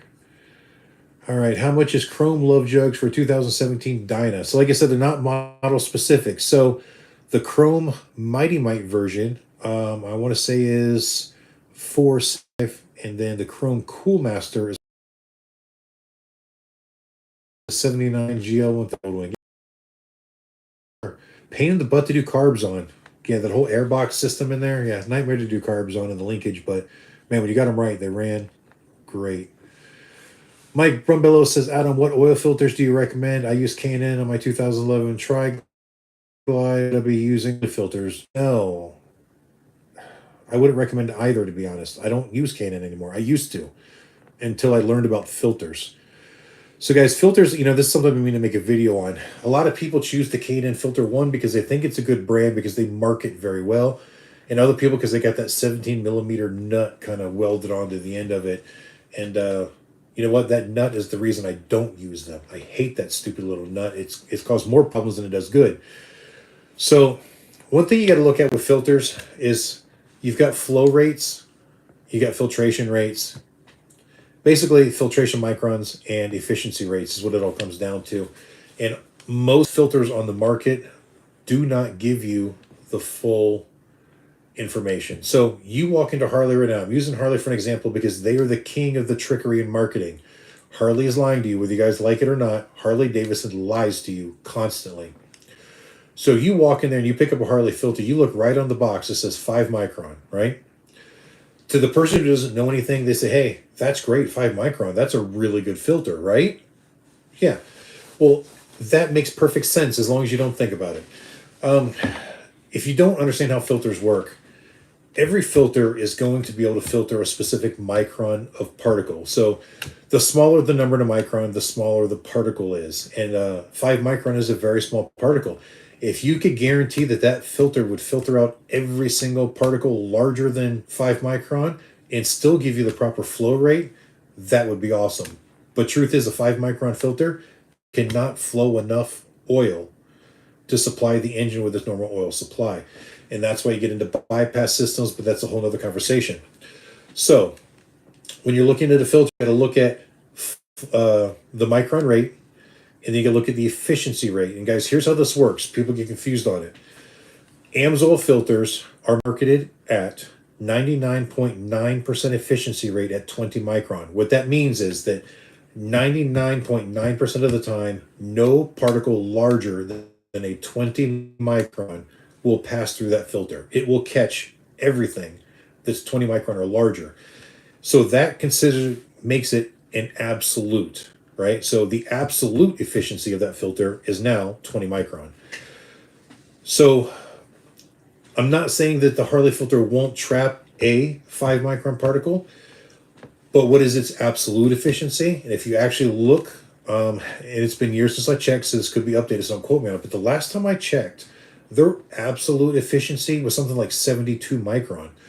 So that means that it wouldn't let anything larger than 72 micron pass, which would be its 99.9% efficiency rate. So what efficiency rate does it trap 5 micron filter or 5 micron particle? They don't tell you that. So that information that says 5 micron means absolutely nothing without the efficiency rate to go with it. So it might trap a 5 micron particle 1% of the time. It might trap a 10 micron particle 8% of the time. A 20 micron particle 15% of the time. You see what I'm saying? The efficiency rate has to go there. But no matter what, the absolute is 72. That means you could have 72 micron particles still passing through that filter at any given time, which is too big, guys. That's not a good filter. If I'm not mistaken, K&N is 43 or 48 micron last time I checked. Again, not as good as an Amsoil filter. They're not a horrible filter. They're just not as good as people think they are. And as far as that stupid nut on the end goes, it's convenient in some applications. I'll give you that. But what happens is with that nut, people are putting wrenches or ratchets on them and they're over tightening the filters. And here's the other thing. The K&N filter's got a round O-ring on the bottom instead of a flat O-ring like every other motorcycle filter out there has. And if you don't over tighten it, it will leak and spin off. I've had it happen.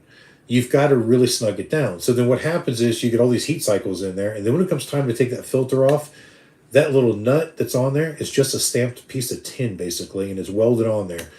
And if you get your socket on there and you go to turn it, and if it's that tight, all it does is strip it right off. And guess what? Now the socket doesn't do any good, but because they put the socket on there, they don't put the hex end around the end either. So now a normal filter wrench doesn't even fit that filter.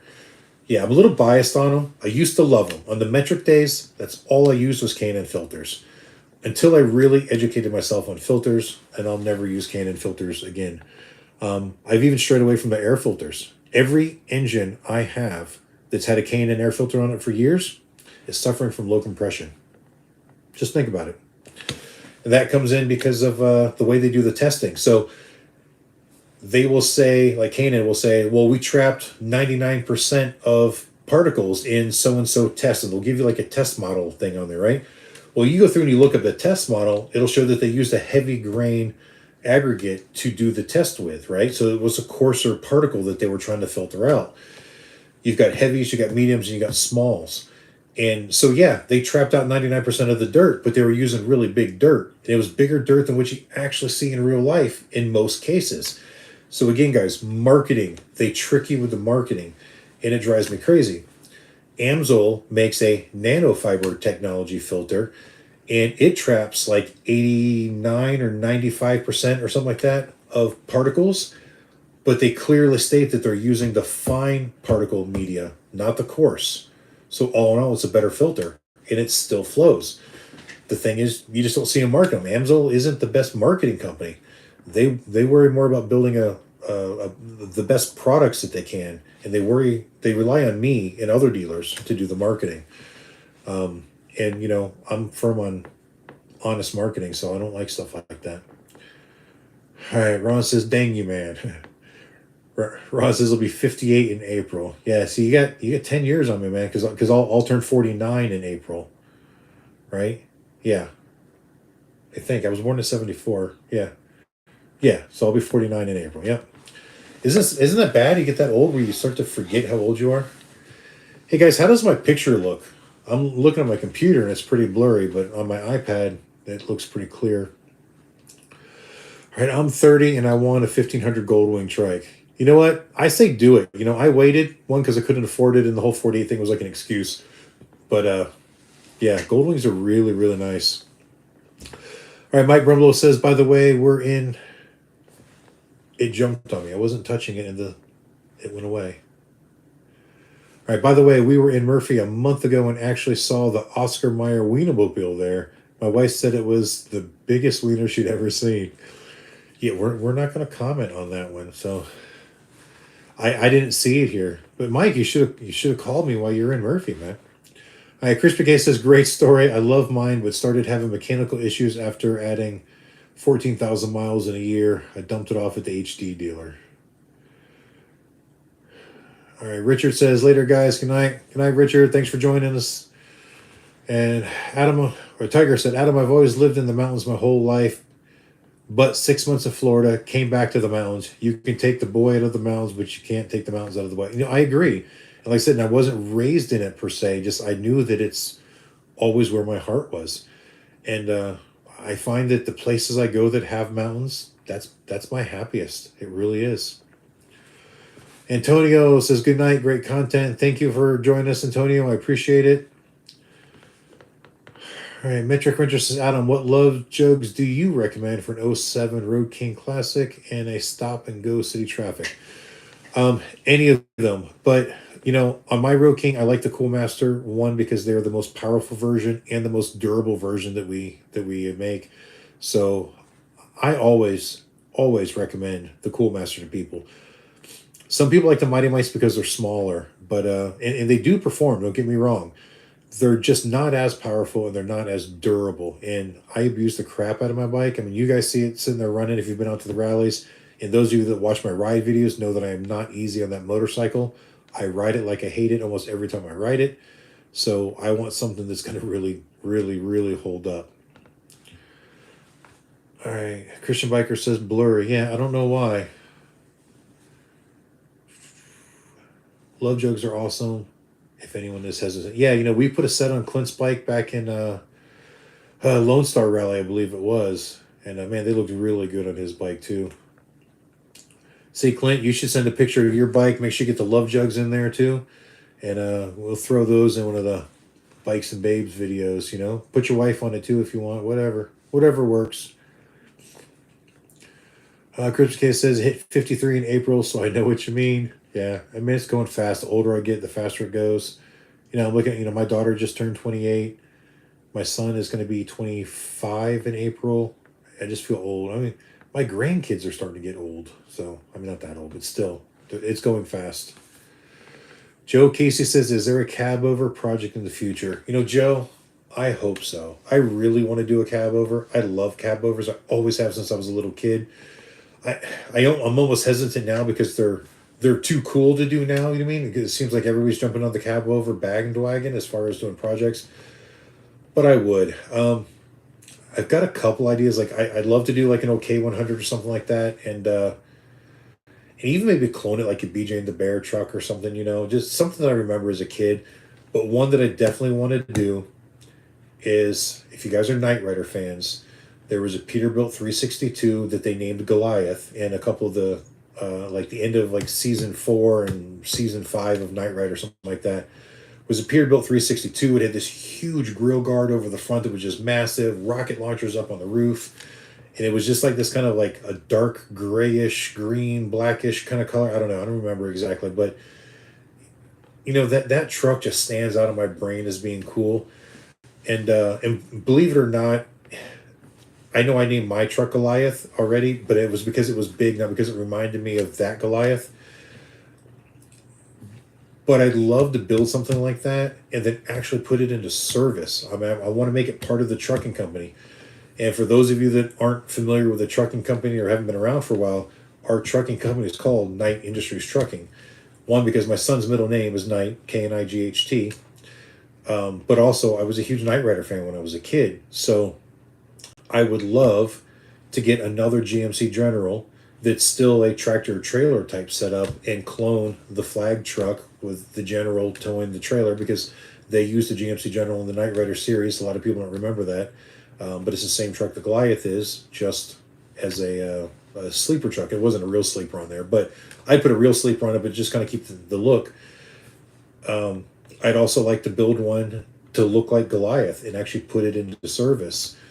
And then, and keep in mind, guys, the company, Knight Industries Trucking and Transportation, that spells out KIT. The name of the car was KIT. So I just think it'd be really cool. And another truck I want to do, actually, and I don't even think they're nice trucks, it would fit the theme, is a Kenworth T2000. Because KIT in Knight Rider stood for Knight Industries 2000. So if I take a T2000, kind of dress it up to look like KIT, even though I can only make it look so much like a Firebird, but put the little scanner piece in the front, put those wheel covers that they put on all the Aero trucks, because they look kind of like the wheels on there. Anyway, do whatever I could to make it look like the Knight Rider car, and I just think that'd be kind of cool to have a Knight Industries 2000, because the company's Knight Industries, the truck is a 2000. It would be KIT. We would name it KIT. That'd be cool. All right, where are we at? Is there a cab over? We already got that. Thank you, seeing Daytona, Metric Cruncher. Awesome. Mike Bremblow, Adam, on a 90-degree day, for example, how much would a pair of Love Jugs drop the engine temperature on a twin cam motor running at 50 miles per hour? Okay, so at highway speed, all right, at 50 mile an hour is considered highway speed. You're already getting some airflow, so your variance isn't going to be as great. Now, on my motorcycle, on an 80-degree day in Texas at 60 mile an hour is when I did my test. And I did this over and over and over again over the course of like 40 miles on fairly level highway, so there wasn't anything else in there. If I turned my Love Jugs off, I instantly saw a 50-degree increase in rear cylinder temperature. Now, I'm only monitoring my rear cylinder because it's the hotter of the two cylinders anyways. So that's the maximum point at any point of the engine. So then that's right at the cylinder head at the spark plug, which is the absolute hottest part. There in your exhaust port, or as hot as you're going to get. I would see that 50-degree increase. I would reach down, turn the fans back on, and almost instantly you start seeing that number drop back down, and it would take that 50 degrees away. So at highway speed, you may see 50. I say may because every motorcycle is going to be different. Guys, bikes are so sensitive to airflow, and I want to put some of this stuff in the videos for you guys too. If I change the position of my foot on my floorboard, I can change the temperature that my engine is running. Most of you don't realize that because you're not really monitoring your engine temperature, but because I'm constantly doing it. Every time I ride my bike, I'm doing some sort of a test, whether it's mental, I may not be documenting, but it's there. If I move my foot too far forward on my floorboard, I will see sometimes 50 to 100 degrees increase in rear cylinder head temperature. If I move the leg back, see it start to immediately return. And that is with or without the Love Jugs on, and that makes no difference. But without the Love Jugs on, the temperature is considerably higher. So the Love Jugs are still doing their job. They're keeping that engine lower, but leg position makes a big difference. Therefore, lowers are going to make a big difference. The style of your fender on the front. There are so many factors that determine how much airflow your engine actually gets that most people don't truly understand. And that is one of the reasons why I reached out to Dakota Digital to get this gauge set, because it's got an actual cylinder head temperature sensor in it. Not sensor, I'm sorry, but the readout. So my current gauge setup doesn't, so I've got the aftermarket gauge on there. So I want to keep that aftermarket gauge on there also, so it's reading the actual real cylinder. The sensor that is on the Harley Davidson is in the front cylinder head on the intake port. So once again, remember I said Harley was lying to you? So it's taking an engine temperature reading at the coldest part of the engine. Not the hottest, the coldest. So when you look at it and you're saying, oh, I'm running 250 degrees, and you're thinking, oh, well, that's a safe temperature. If you were to actually take the temperature at the rear cylinder head, you might be at 325 or 350. Sometimes there's easily a 100-degree difference between those two. Not always. And again, that's going to vary from bike to bike. But that's why I want to get this gauge set up on there. So now there are two sources of temperature readings from two different places on the engine, so you guys can actually see the comparison. Not only that, but it'll make it easier for me to set up a camera and read the digital display readout as I'm going down the road, where I can activate and deactivate the fans so that I can prove to you guys a little bit more in actual real world testing, not just what you read on the internet, actual seeing it in use.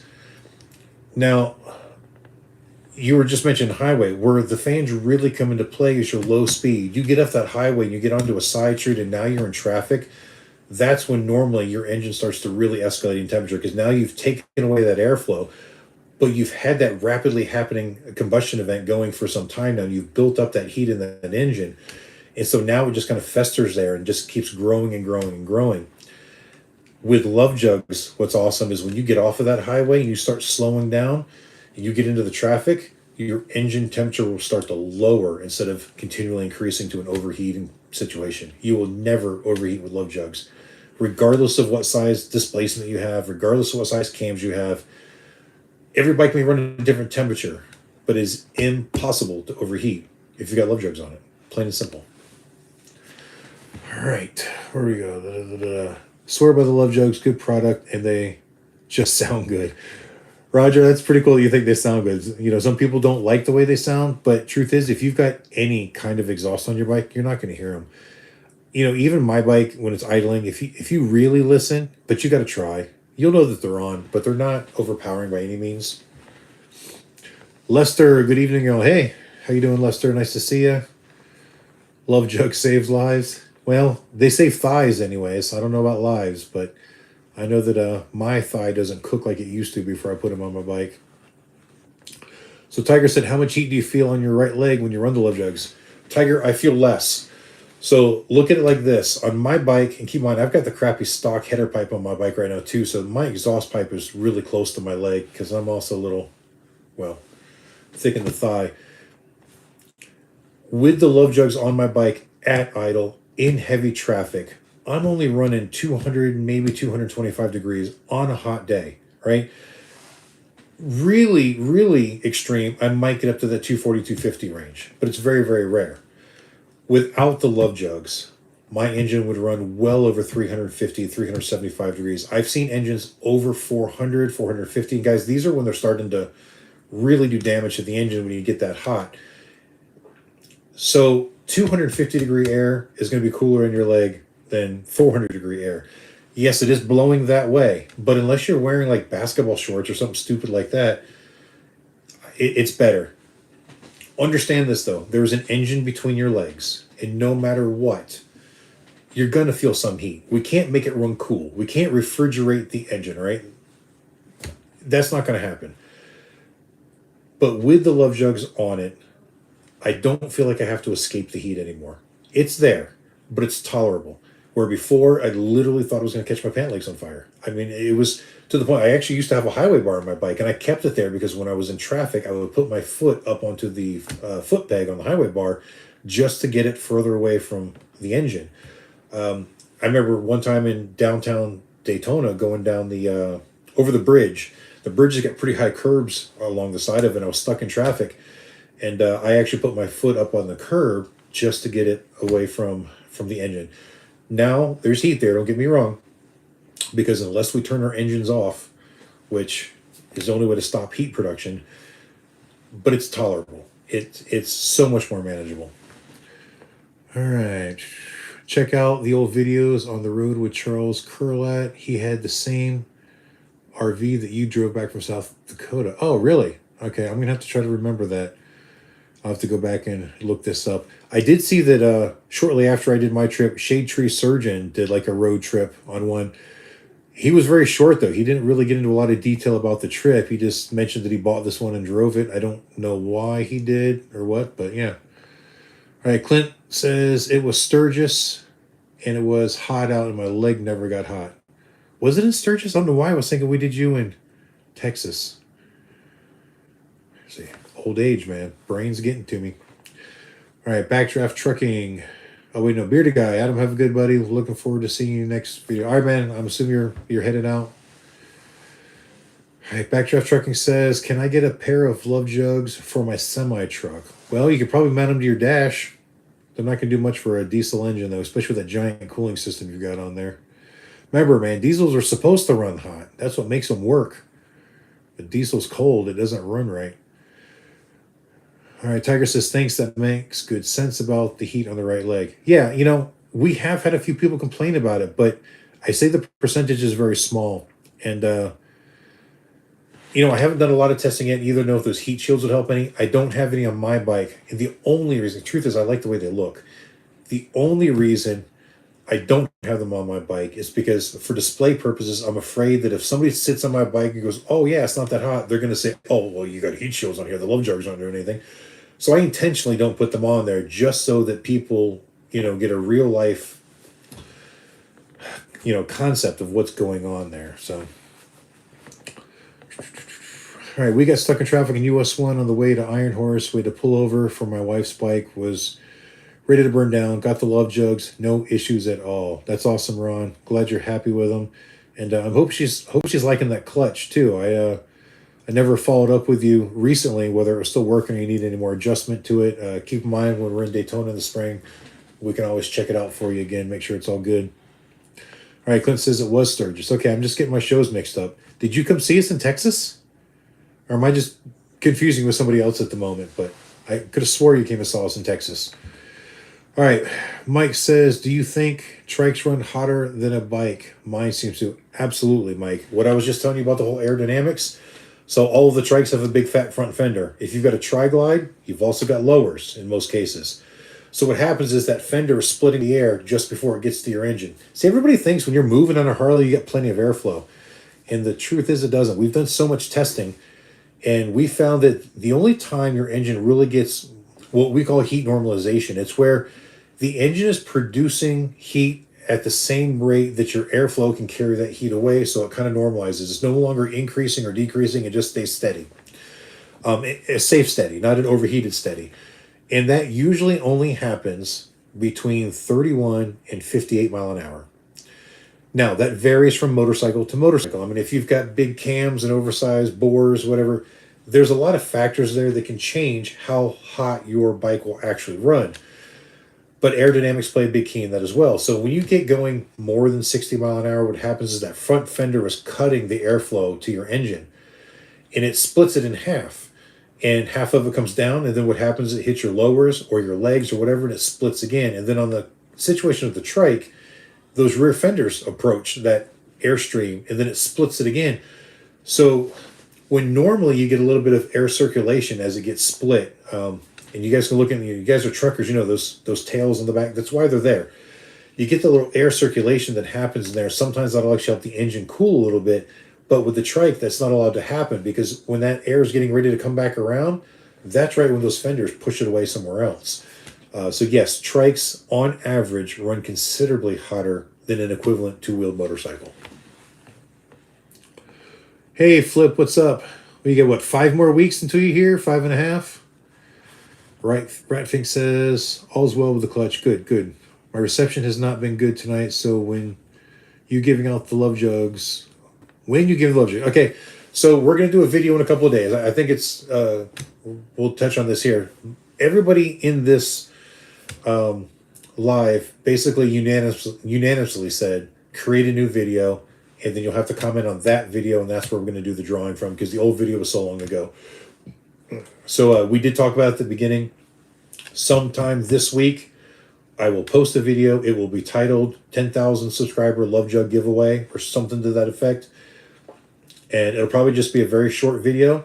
And at that point, you guys will leave a comment in that video saying that you want to be entered for the Love Jugs. And then we'll just do a random comment generator thing like we've done in the past, because that's really easy to do. And basically the computer will pick one of you wins. We'll leave that up for probably at least a week. Maybe give you 7 full days. That way everybody gets a chance to see it and get in there. What I don't want is to put it up and then 2 days later we do a drawing and some guy like a week from now goes, oh man, I missed it. But he's been following the channel for all this time hoping he could win it.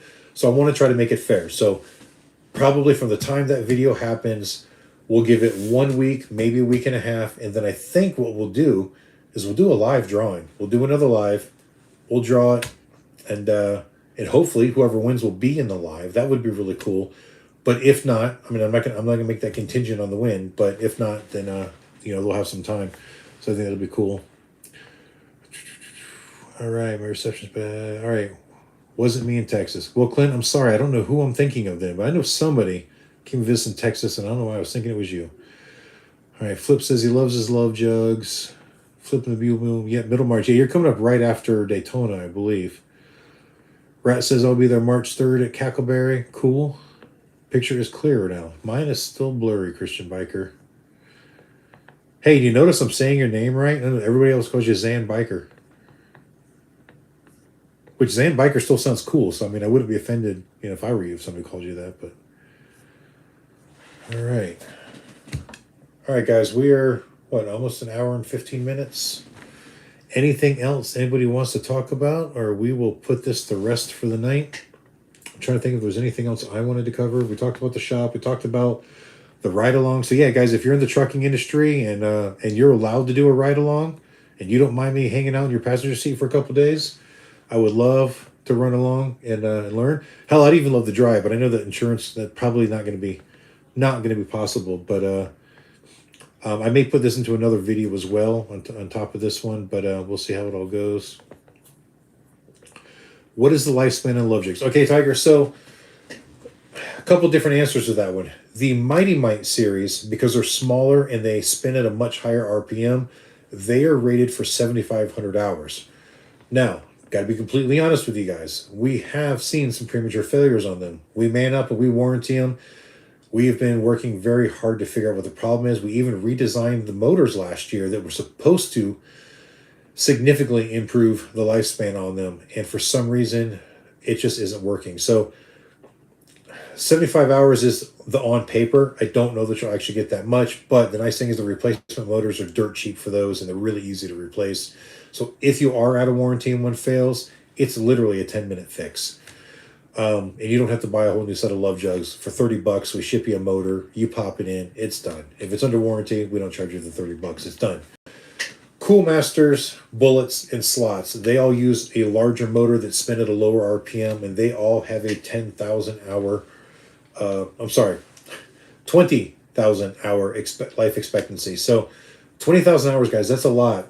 When you do the math on that, if you rode your motorcycle for 4 hours a day, every single day, 365 days a year, they should last you 13 and a half years. Now, the average guy doesn't put 4 hours on the bike every single day. Well, except for me at Raleigh, I put 10 or 12 hours on the island. But either way, again, on occasion we see a premature failure, but it's very, very rare on those. And again, everything's replaceable. So if you're in warranty, we cover it. If you're not in warranty, it's only $30 for a replacement motor. So pretty easy to do. Again, that's why I typically recommend the Cool Master. I know that the looks aren't for everybody, but it is the best performing model that we have, and it's got the highest rate of reliability and longest lifespan. All right, LJ, Florida, Love Jugs for life. LOL. You're a hoot, Ron. All right, flipping the mule. Got mine after Leesburg 2017, still running strong. Did we put them on for you in Leesburg in 17? I'm trying to think. I'm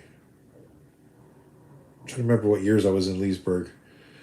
All right, Bruce Scott says, will Love Jugs benefit on a liquid-cooled bike? Yes, to an extent. So when you say liquid-cooled, I'm just going to assume that you mean a dual-cooled bike, one of the Harley-Davidson touring bikes, which, just to be clear, are not true liquid-cooled bikes. A liquid-cooled motorcycle, a true liquid-cooled motorcycle, has a water pump, and the coolant is pumped around the cylinder walls, up into the head, and then back out and recirculated. So, like the V-Rod is a liquid-cooled motorcycle. The Street 750 is a liquid-cooled motorcycle. The new Sportster S is a true liquid-cooled motorcycle, I believe. Everything with a Revolution motor is going to be. So the Pan America, liquid-cooled. The touring models that have either the twin cam or the Milwaukee 8 with the liquid-cooled heads, I'm assuming that's what you're referring to, which is actually dual-cooled. And yes, Love Jugs make a huge benefit on that, because the problem with that is, I hate to say it, the system's a joke. It's a huge seller because, once again, with marketing, they make you believe that it's the answer to the problem. But ask anybody with a liquid-cooled trike if their leg doesn't still try to melt off. It is extremely hot. And what it really comes down to is there isn't enough coolant capacity for them to really be functional in a heavy traffic situation. So now if you're going through a small town and hit a stoplight here, stoplight there, there is a benefit to them. I'm not saying that it's a completely useless system, but it is not the answer to the problem, is all I'm trying to say. So because it's dual cooled, what that means is you have the liquid cylinder heads, but it's still in an air-cooled engine. So the key there is air-cooled. So airflow is absolutely the best way to keep that engine cooler. So the downside is, if you have that 2014 to 2016 twin cam motorcycle, it does not matter for the Milwaukee 8s, but on a twin cam, we make a special bracket that goes around the frame that basically goes around the coolant pipes to mount the Love Jugs to, because all the 2008 through 2016 models, touring models, need the frame mount kit. So the 14 to 16 that had liquid cooled heads, we had to make a special frame mount kit for. So on those bikes, when installed properly, I've had a number of customers come back and tell me that it's a world of difference. Now, I've never owned one myself, but so I got to go by what my customers tell me. And that it cools the bike so well that the radiator fans on the motorcycle almost never even kick on anymore, because it moves more air than they do, and it cools the whole engine, not just the liquid going through the head. So when that coolant flows through, it's just trying to cool down that coolant, and then it goes back in there. Where the Love Jugs are cooling the whole engine, therefore the water no longer has to take as much heat away. So in conjunction, they actually work really, really well, but the Love Jug is actually doing more of the work. All right. It's been great getting to chat with you, Adam. Good night. All right, good night, Chris Piquet. Have a good one. Thanks for hanging out with us. Are you guys looking to do oil cooler fans to add to an existing oil cooler? I have thought about this. So I'm a huge advocate of oil coolers, and I think a fan on an oil cooler is a great idea in those stop and go situations. I used to sell Jag oil coolers. I don't really know, but I don't think the guy was happy with me for some reason. When we parted ways, he just seemed very short with me, like he wasn't happy that we didn't sell enough product for him. And I hate to say that, but part of that is because of Love Jugs. Because in all honesty, if you're going to pick one or the other, Love Jugs performs better. Love Jugs will drop your oil temperature more than an oil cooler will, even with a fan assisted oil cooler. And my bike is proof of that. I show it to people all day long. I have a fan on my oil cooler. If I shut my Love Jugs off, my bike overheats, even with the oil cooler. An oil cooler does not keep your bike from overheating. It just keeps your oil a little bit cooler.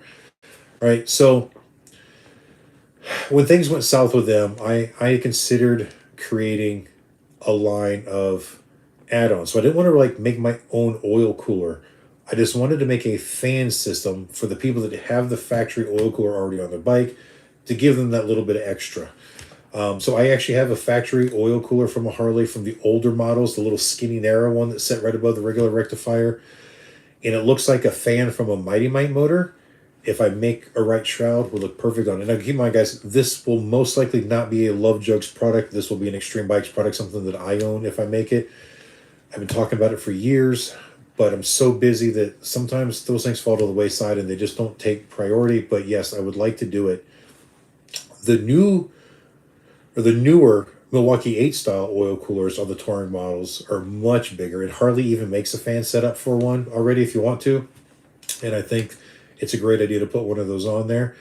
I don't see any flaws in the Harley system as far as that goes. I think it's a good quality fan unit. I don't know that I could make one any cheaper than what they do, so I don't know that that would even be a good market. If I could bring it to you for a better price and still improve the quality on it, then I might consider that, but I haven't finished all the research on it. But yes, it's something I've considered. I just don't know when or if it will ever actually happen. All right, Bruce Scott says, not a Harley VTX 1800. Okay, no. So on that bike, it's not going to do you any good. And here's why. So you've got a decent radiator on that. You have a true liquid-cooled motorcycle. So what happens if you put fans on that bike, in theory, yes, you can bring those engine temperatures down. But what's going to happen is when that coolant level gets too cool, the thermostat is going to close on it, because that engine is designed to run at a certain temperature. So once that thermostat closes, now the water that's in the engine is going to continually increase in heat again until that thermostat decides to open. So they really aren't that effective. You would think they would, but they just don't. I'm not saying that there isn't a benefit, but I don't think it's a big enough benefit to justify what it would cost to outfit it. I mean, you're looking at $400 to $600 for, or well, $400 to $500 really to buy a decent set of Love Jugs, and then you'd have to modify them to fit because they're not meant for that motorcycle. I don't think you'd see enough benefit to justify it. And I hate saying that because I'd love to sell you a pair, but if it's something you're interested in looking into, I'm all for doing a test. You know, if you want to offer your bike up to be an experimental thing, we'll find a way to set, even if it's just a temporary setup, just to see if we can actually make a difference on how hot the bike runs. I'm curious, and I'm all for doing testing, man. I'm always searching for knowledge. And will you have your t-shirts for sale at Laconia this coming year? I plan to. The way they're selling, I might still have the same batch. Who knows? But hopefully we've had to order them more and more since then. Maybe as the season starts up, we'll start selling better. I hope so. Metric Renter says, Bruce, maybe place on radiator for slower traffic.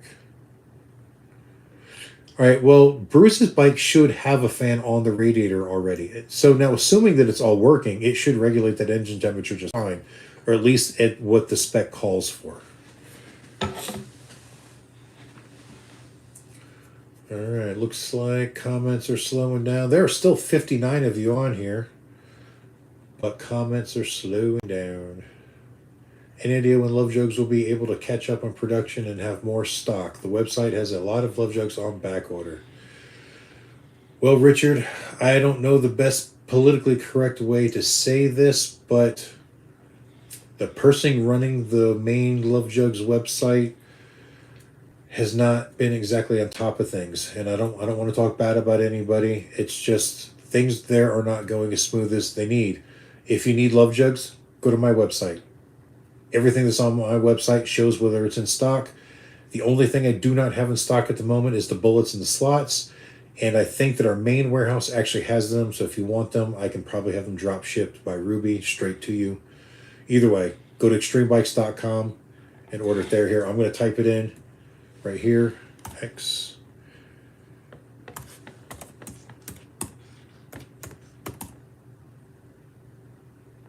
Sorry, I'm a slow typer, guys. Extremebikes.com. We hit enter. Does that go? All right. There's the website. That's not the link. That's just the website. I probably should just copy the link and put it in there. Either way, guys, in the description of almost all of my videos, there is a link to the website in there as well. But you guys can always email me at extremebikes@hotmail, just like it's spelled there, just instead of .com at hotmail.com, and we can communicate there. Then you can just do the sale on the website when you want. Cool, thank you. We'll do that. Yeah, like I said, I've got everything in stock. I mean, they're all sitting right here next to me, and I've got quite a few out in the garage still. Especially the Chrome Cool Masters. I had a lot of those left over from the Lone Star Rally. We didn't sell as many there as I thought we would, but I stocked up a lot beforehand, so I just probably overstocked was all, because we still sold quite a few. When do you hit the road again? So Bike Week starts March 3rd, so I will be there before then. So let me look at the calendar. We usually leave on the Sunday before, because I like to go through Atlanta on a Sunday. So I will probably leave here on February 26th. That's a Sunday. That gets me down there. And so what we'll do is we'll leave the night of the 26th. We'll go through Atlanta overnight when traffic isn't bad on a Sunday night, and then stop someplace to sleep about halfway down. And then, so we'll actually pull into the Speedway probably late Monday morning, early Monday afternoon. And then Tuesday and Wednesday, we'll actually start our setup. And we should be open by Thursday. Bike Week doesn't officially start till Friday, but we've started to build a clientele at the Speedway that knows that we open a day early. And because they don't give us that final Sunday, it usually works out. So yeah, we've got, let's see, 1, 2, 3, 4. Yeah, I've got 5 weeks. 5 weeks to get my crap together and get on the road. So I'm going to put a link. All right, easier said than done because I'm not a techie, but I'm pretty sure I can. Let me go here.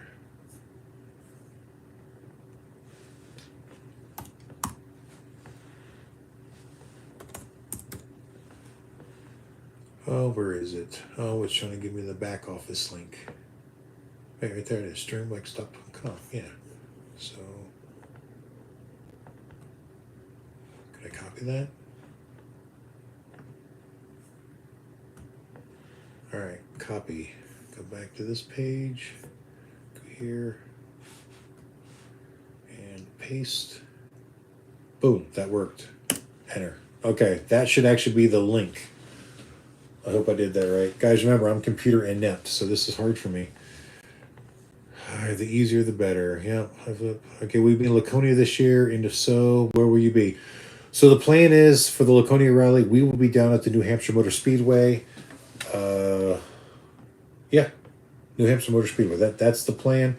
I believe we're going to be there for a full 8 days, maybe 9. I forget the schedule.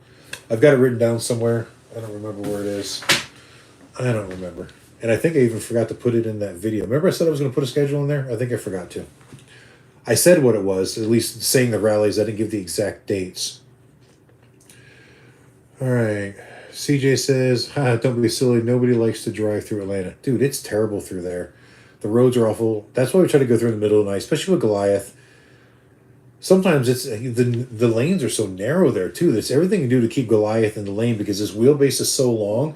And on those curves, it's like if I'm in my lane on the left, I'm out of my lane on the right. Just because of the way it turns. It's a pain in the butt. So I don't like dealing with the traffic. All right. Flip says Katie will do it. No, I got it in there already, Flip. I don't know if she's even watching. I haven't seen her comment or anything.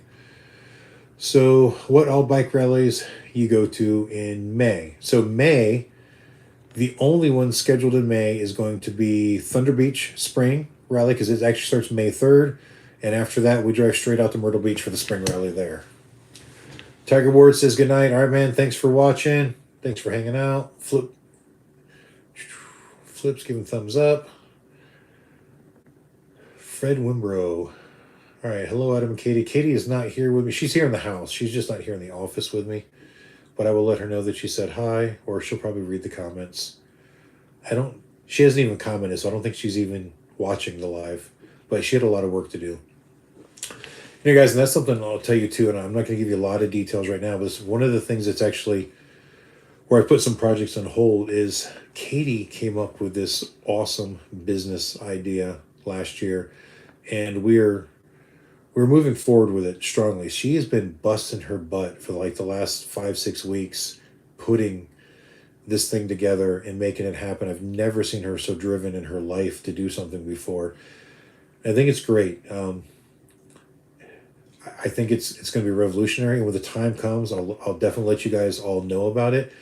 But I think it's pretty amazing, and I'm really rooting for her. She's doing a fantastic job accomplishing what she wants to accomplish, and it's just good all the way around. How's your solar batteries holding up on Goliath? Glenn, so far everything's great. Keep in mind I haven't used Goliath hardly at all. The last time Goliath moved was the washing video. I parked him after that. I think I went and started him up one time since then after all that cold weather. But he's due to be started again. I try to go up there and start him at least every 2 to 3 weeks or so. Just let him run for half an hour or whatever and shut him off. But I do monitor the batteries every time I go there. And right now I've got the inverter turned off because there's no reason for any power in there, but I can turn it on remotely.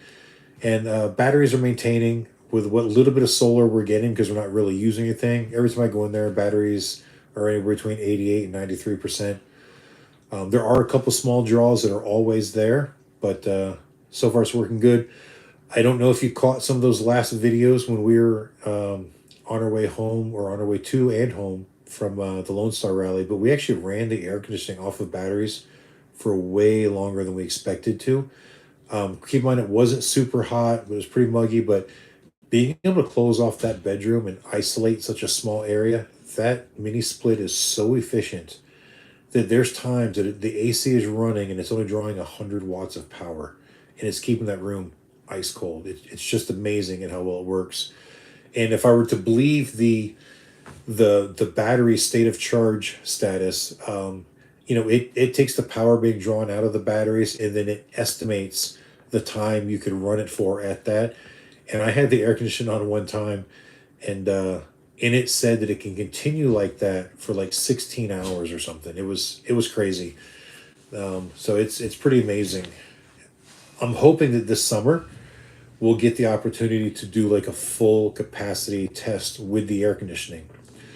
Many people have tested the batteries and they perform very, very well. The Chin's batteries have actually got a pretty good reputation for the most part, but there's so many people out there talking about you can't run an air conditioning off of an inverter, off of the batteries for very long. And I'm hoping that I can prove them wrong.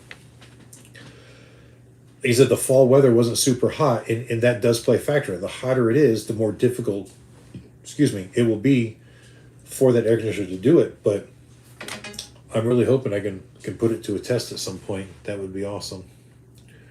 All right, T-Dog, hello from Chicago, Chi-Town. Look, Katie is in there now. There, she finally leaves a comment. Hello, Fred. All right, Flipping the Blue Mule. She came and said hi. All right, there she is. Is tractor still going good? Yes. Had to use it the other day to pull the dually. Not the video you guys saw where I got stuck, but the day that I had to go pick Michaela up, I backed the dually in there by where the tractor is to hook up the car hauler trailer. And I had the car hauler backed in over this little hump. And because it had been raining, it was slippery. I couldn't get the trailer over the hump because there wasn't enough traction in the back of the truck. It wasn't digging in, it was just spinning. So we ended up taking the tractor and hooked it to the front of the dually and just pulled the trailer over the hump, then hooked the tractor and went out the rest of the way. But yeah, tractor's doing good. It doesn't look like the water's leaking anymore. I thought it was leaking water, but I think maybe it just finally got all the air purged out of it. So we are planning on running it some more soon. If you weren't here at the beginning of the video, maybe you were... Yeah, Brandon, you were here at the beginning. We talked about having to do some clearing and stuff over there where the new shop may be. So you should see some more tractor work there. And Joe has got a lot of equipment too that will eventually get moved over there once the fence and security system, everything is up as well. And then we'll be operating a lot more equipment. He's got big tractors and track hoes and all kinds of stuff. In fact, the track hoe that was in that video where my dually got stuck, that's Joe's. That's on that same property where I got stuck. That was way in the back by the creek, far from where our building is going to be. But yeah, if you guys like the tractor work, there's going to be a lot there. A lot of stuff that's going to get done. Have you used the motorhome at all after plumbing work? Yes. Gabriel came and stayed and lived in it for 2 weeks, and all the plumbing worked fine. I don't think he actually showered in it because we couldn't get the hot water heater to work. We just didn't have time to hook up propane and whatever, so he just came into the house to shower, but he went out there. I'm really surprised we didn't break any pipes with the freeze. We kept the heat on in there, but it's just a heat pump AC on a rooftop, so we didn't keep it warm in there. But on those really, really cold days, there was still some icicles coming out of the faucet, so I can't believe that it did not break a pipe again. But so far, so good. But no, it hasn't been moved. Talon and I were talking about that. Talon wants to take it to Daytona because Talon and Derek are going to work the rally with us. So they want to drive the struggle bus to Daytona. They're going to park it in the infield, and that's where they're going to live throughout the rally. So I told them, I said, we got to get some work done on that. We haven't even insured or registered it yet. I drove it home from South Dakota with the previous owner's tags on it, and my insurance, verbally told me that I'm good for the first 30 days of purchase. So I was legal to drive it home because I was covered under insurance, and any new vehicle to me is covered automatically for that 30 days. But we're well beyond that 30 days, so we will have to put our own tag and insurance on it. So obviously don't want to do that until the last minute. And then, I almost hate to do it because I don't know that we're going to use it anytime after that. So I don't want to just add it and then take it off. But we'll know. Who knows? We'll see. But we've got to do it to get it down there. I'd like to really address the overheating problem before we get down there too, so that if it's hot, I don't want to have that problem with only being able to go 50 or 55 mile an hour to stop it from overheating. And we never really dove into that. So that's a whole other thing. Glenn says, sounds like it's working good. Yeah, for the most part. Have you had a chance to look at the filter that blew out on the oil pump I gave you? Hey, Richard, what's up? No, I have not, but it is on my list. I've actually got, where's my list? Right here. So I've made this file in this notebook this year, and I've never done this before this way, but so I just sat down and made a list. So here it's just, 2023 goals on things to do on Goliath, and there is one here that says fix oil pump. That's the one you gave me, Richard. I got to find an O-ring to fit that. I really liked the way that pump operated for the short time we got to use it, so I want to use that one. It was way quieter than the other pumps. It flowed really good. It did a fantastic job. Even if I got to bypass that whole filter assembly and come up with a different filter assembly, then that's what I'll do. I don't worry too much about filters on that, really, because one, I've been to Amsoil's distribution center and I watched how they filter everything before it goes in. I watched the way the barrels are cleaned and everything. Amsoil is super, super strict on that stuff. So I'm confident that the oil coming out of that drum is clean to start with. And then my old pump, it's got a filter screen on the bottom. It's not going to filter really, really fine stuff, but either way, not so sure how I feel about the pressurized filter because of that, but one way or another, I want to get that one working, and I want that to be the main pump and then just keep the one I've got as a backup because it's not as good. All right. How's the garage coming along? Well, we finished cleaning it up yesterday. I like the way the studio is. I even had the kids in there yesterday. They all agree that it's a pretty cool setup the way it is. Right now, the biggest problem is we have so many units in there. all the dirt bikes, the kids' dirt bikes that I got to push out every day before I can work on anything. I did go in there today and start filming, working on that the Sportster that I'm putting the exhaust on, and ran into more problems. So you guys probably won't see that video till next week sometime because I got to order more parts. Speaking of which, I mentioned it in that video, but that Sportster is going to be for sale. I talked to Prison Preacher about 2 weeks ago, I guess, and I guess that was his wife's bike, and she just doesn't want it anymore. It's a great motorcycle. It's a very good condition, runs great. and now we're putting brand new short shots on it. It's going to have full service done to it. We fixed all those valve cover leaks a few months back and everything. So it'd be a really good bike, and I think he's only looking to get about $3,500 for it. And I mean, his bill with me is going to be well over $1,000 to do everything. I mean, the exhaust system alone was like $600. So he's put some money into it. So I think it's a very, very fair deal. So if anybody's interested in a '01 Sportster 1200C, it could be a good option for you. If you guys want it, let me know. Send me a message and I'll put you in contact with him. It's got nothing to do with me. I'm not making any money on the deal. I just want to put a buyer and a seller together and make everybody happy. All right, Flip, you retracted a message. Oh, William Irby said, Love Jugs on a Yamaha Roadstar. Yes, they will work on a Yamaha Roadstar. They'll benefit it very well because a Yamaha Roadstar is a air-cooled engine. So obviously airflow is going to help that.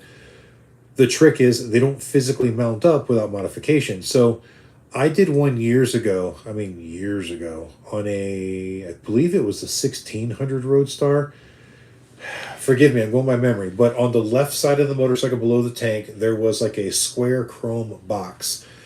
And when you took the cover off of that box, behind it was the fuel pump and the fuel filter, if I'm not mistaken. It was something to do with the fuel system right there. So I removed that, and then I had to get some brackets or bolts. I don't remember exactly how I did it, but I was able to mount the Love Jugs in that vicinity. And then I put that fuel pump and fuel filter in that box right back in the middle where the horn would be on a Harley. And it actually looked really, really nice. So you will have to be creative. You will have to do a little bit of fabrication to make it work. But yes, it will work. I wish I would have done YouTube back then so I could have documented it, and I didn't. I just built it and sent it back to the customer. And it was something we did at a rally, if I'm not mistaken. So I did it hastily or quickly. Probably not as good as if, something I would have had in the shop and taken more time and made some more custom brackets for or whatnot. But we got it to work. Would love, where are we at? Oh, nice sporty would be cool for them frigid mountain hill numb nights. Hills numb. I could use one of those. Well, you let me know, especially since you're coming up here. With my luck, it'll still be in the shop when you get here because every time I try to work on it, I'm missing a part or something that I need. This is the second exhaust system I tried to put on it, and this one fits. It's just it didn't come with the flanges, the hold it to the cylinder head port, and or the exhaust port.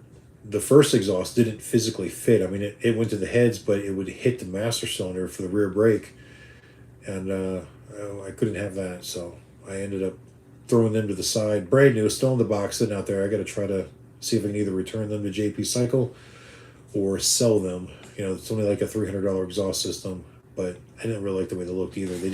They came off of the heads and almost came like straight down by the brake master cylinder instead of going back. The exhaust they're putting on it now was a Short Shots by Vance and Hines. Much nicer system. If it would have just had those stupid clamps or flanges, technically flanges, it would have been done today. All right. Anything else, guys? We're hour and 43 minutes in. There's still 52 of you on here. 53. People still coming and going, I guess. All right. Shout out to you and your team, Adam, the best service provider at any motorcycle event. Keep it up. Thank you, Rockin' Roads. I really appreciate that. We really try. I just like to do things right. I like to do things affordably for people. We're running a business. We got to make profit, but I don't see gouging people to make the profit. And in the long run, I think it's working out. We're gaining so much clientele that we're making the money on volume while sticking to our principles without having to, just get every customer for what we can. And I know there are people out there that are like that. It's all about the money. For me, it's not about the money. I love motorcycles. Like I said earlier in this, the day I learned how to ride, I never even left the neighborhood. And I sat back and I looked at that little Ninja 250 after my buddy was dumb enough to let me try to learn how to ride on it. Yeah, I did crash it a couple times. But I literally looked at that motorcycle and said, the rest of my life will revolve around this. And I found a way to make that happen, guys. So it's a passion. I love what I do. It's not about the money. Yes, I got to make money. I got to provide for my family. I got to provide for my retirement now. That's where I'm really trying to work on. Because I was stupid with money when I was younger. I didn't save anything. So now we're starting to put away for retirement. we're starting late, you know.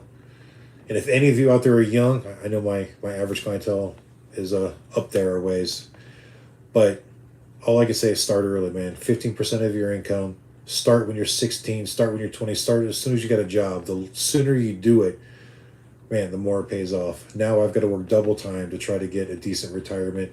And being self-employed all my life, I really don't have much going to be put into Social Security. I don't know. There might be something. I don't know. I don't know exactly how my accountant does my Social Security, to be honest. I leave that to him. But either way, when you're almost 50 and you're just now starting to plan for your retirement, it's too late. Do it sooner. Do it way sooner. It's the downside of being self-employed. I never factored that in. Never thought about it. You know, when you work for a job and you get that pension, it's just something you don't really have to worry about too much. But I started my company in 1998 and never started a retirement. I should have. Katie's got a little bit from jobs she had, but we're just now starting to really add to it. So, and I know I don't really talk finances with you guys a lot, but we're really, really close to having this house paid for. We've been very, very aggressive with the payments on it the last couple of years. We've got a very low mortgage because we bought this house right. We didn't overpay for it or anything like that. But we've only been here 6.5 years, and I think we only owe like $17,000 left on this house. And I'm hoping in the next couple months, once the rally season starts up, we can start attacking it again. Unfortunately, we don't make any payments over the winter. We pay everything ahead. So when we come off of the road in November, we've already got a mortgage paid for November, December, January, February, and March. That way, I don't have to make another mortgage payment until Daytona is finished. Just because we've got very little income this time of year, very little. Better this year than past years, because at least now we've got some website sales, but not a lot. I mean, guys, we're selling maybe 1 or 2 sets of Love Jugs a week, or, you know, January was pretty bad. I think we've only sold 4 or 5 sets all of January. So it's not like it's income. I mean, it helps. But we just been attacking it. I want to be debt free, 100%. I mean, this house is the only thing left that we really owe money on. Actually, that's not true. That's not true. We do have an SBA loan for the trucking company, but that's pretty small too. And as soon as this house is paid for, that will get attacked extremely aggressively. And we're going to try that. Let's see. Listing from the cold and wet Central Oregon coast. You know, Oregon is one of the states I've never been to, but it looks beautiful. I'd love to go there. Oregon, Washington, Idaho. Never been to any of those 3. Or Utah, so 4 technically. Back in October, how did that trailer catch on fire at Thunder on the Beach? So that was Randy's Cycle Shack, and I've heard a couple different stories on what the actual cause was, guys, and I can't say for sure. I heard it was an air conditioning unit. I heard it was a microwave. I heard it was something else, but I really don't know the true answer to that. I meant to call Randy last week, actually, to check on him and make sure that, you know, he was good to go for this year and if he needed anything. Randy's a great guy. I know that business-wise we're competitors, but Randy is a really cool guy. So I'd love nothing more than see him be back out on the road this year and everything good. And I'm sure he will be. I don't think the damage was structurally, the trailer was fine, I think. But I'm sure that, you know, the smoke damage and the living area, I guess they had in there, probably got completely destroyed. And most likely have had to been rebuilt. Flip says, SSI bites. I never got vested on any job. Yeah, it's, you know, and I look too, you know, my mom's told me what she's going to get, and she's worked all her life. And I guess you could live on it if you're really budgeted, but here's the reality is, yeah, I could live on it. Guys, we have been the poorest of poor before. I don't want to live on it. We're capable of scraping together pennies if we had to. In fact, we had a conversation tonight over dinner. We were talking about, you know, at one point, Katie and I were actually homeless, and we were cooking ramen noodles over a fire in the middle of the woods in a freaking Ford hubcap, because that's the point we were at one time, you know. And so I never take for granted when we are successful, because I remember what it was like when we weren't. And although I can live on very little if we had to. Actually, I think it'd be harder for Katie, just because, you know, she does have medical issues, and unfortunately some of that stuff does cost a lot of money. But we would find a way. if we had to, but I don't. I don't want to. I want to try to set myself up. I think it's my responsibility to set myself up, or it will. I say it myself. I mean me and my wife. It's both our responsibilities to take care of ourselves in the future. So I just wish we had started thinking smartly about it sooner. Is all.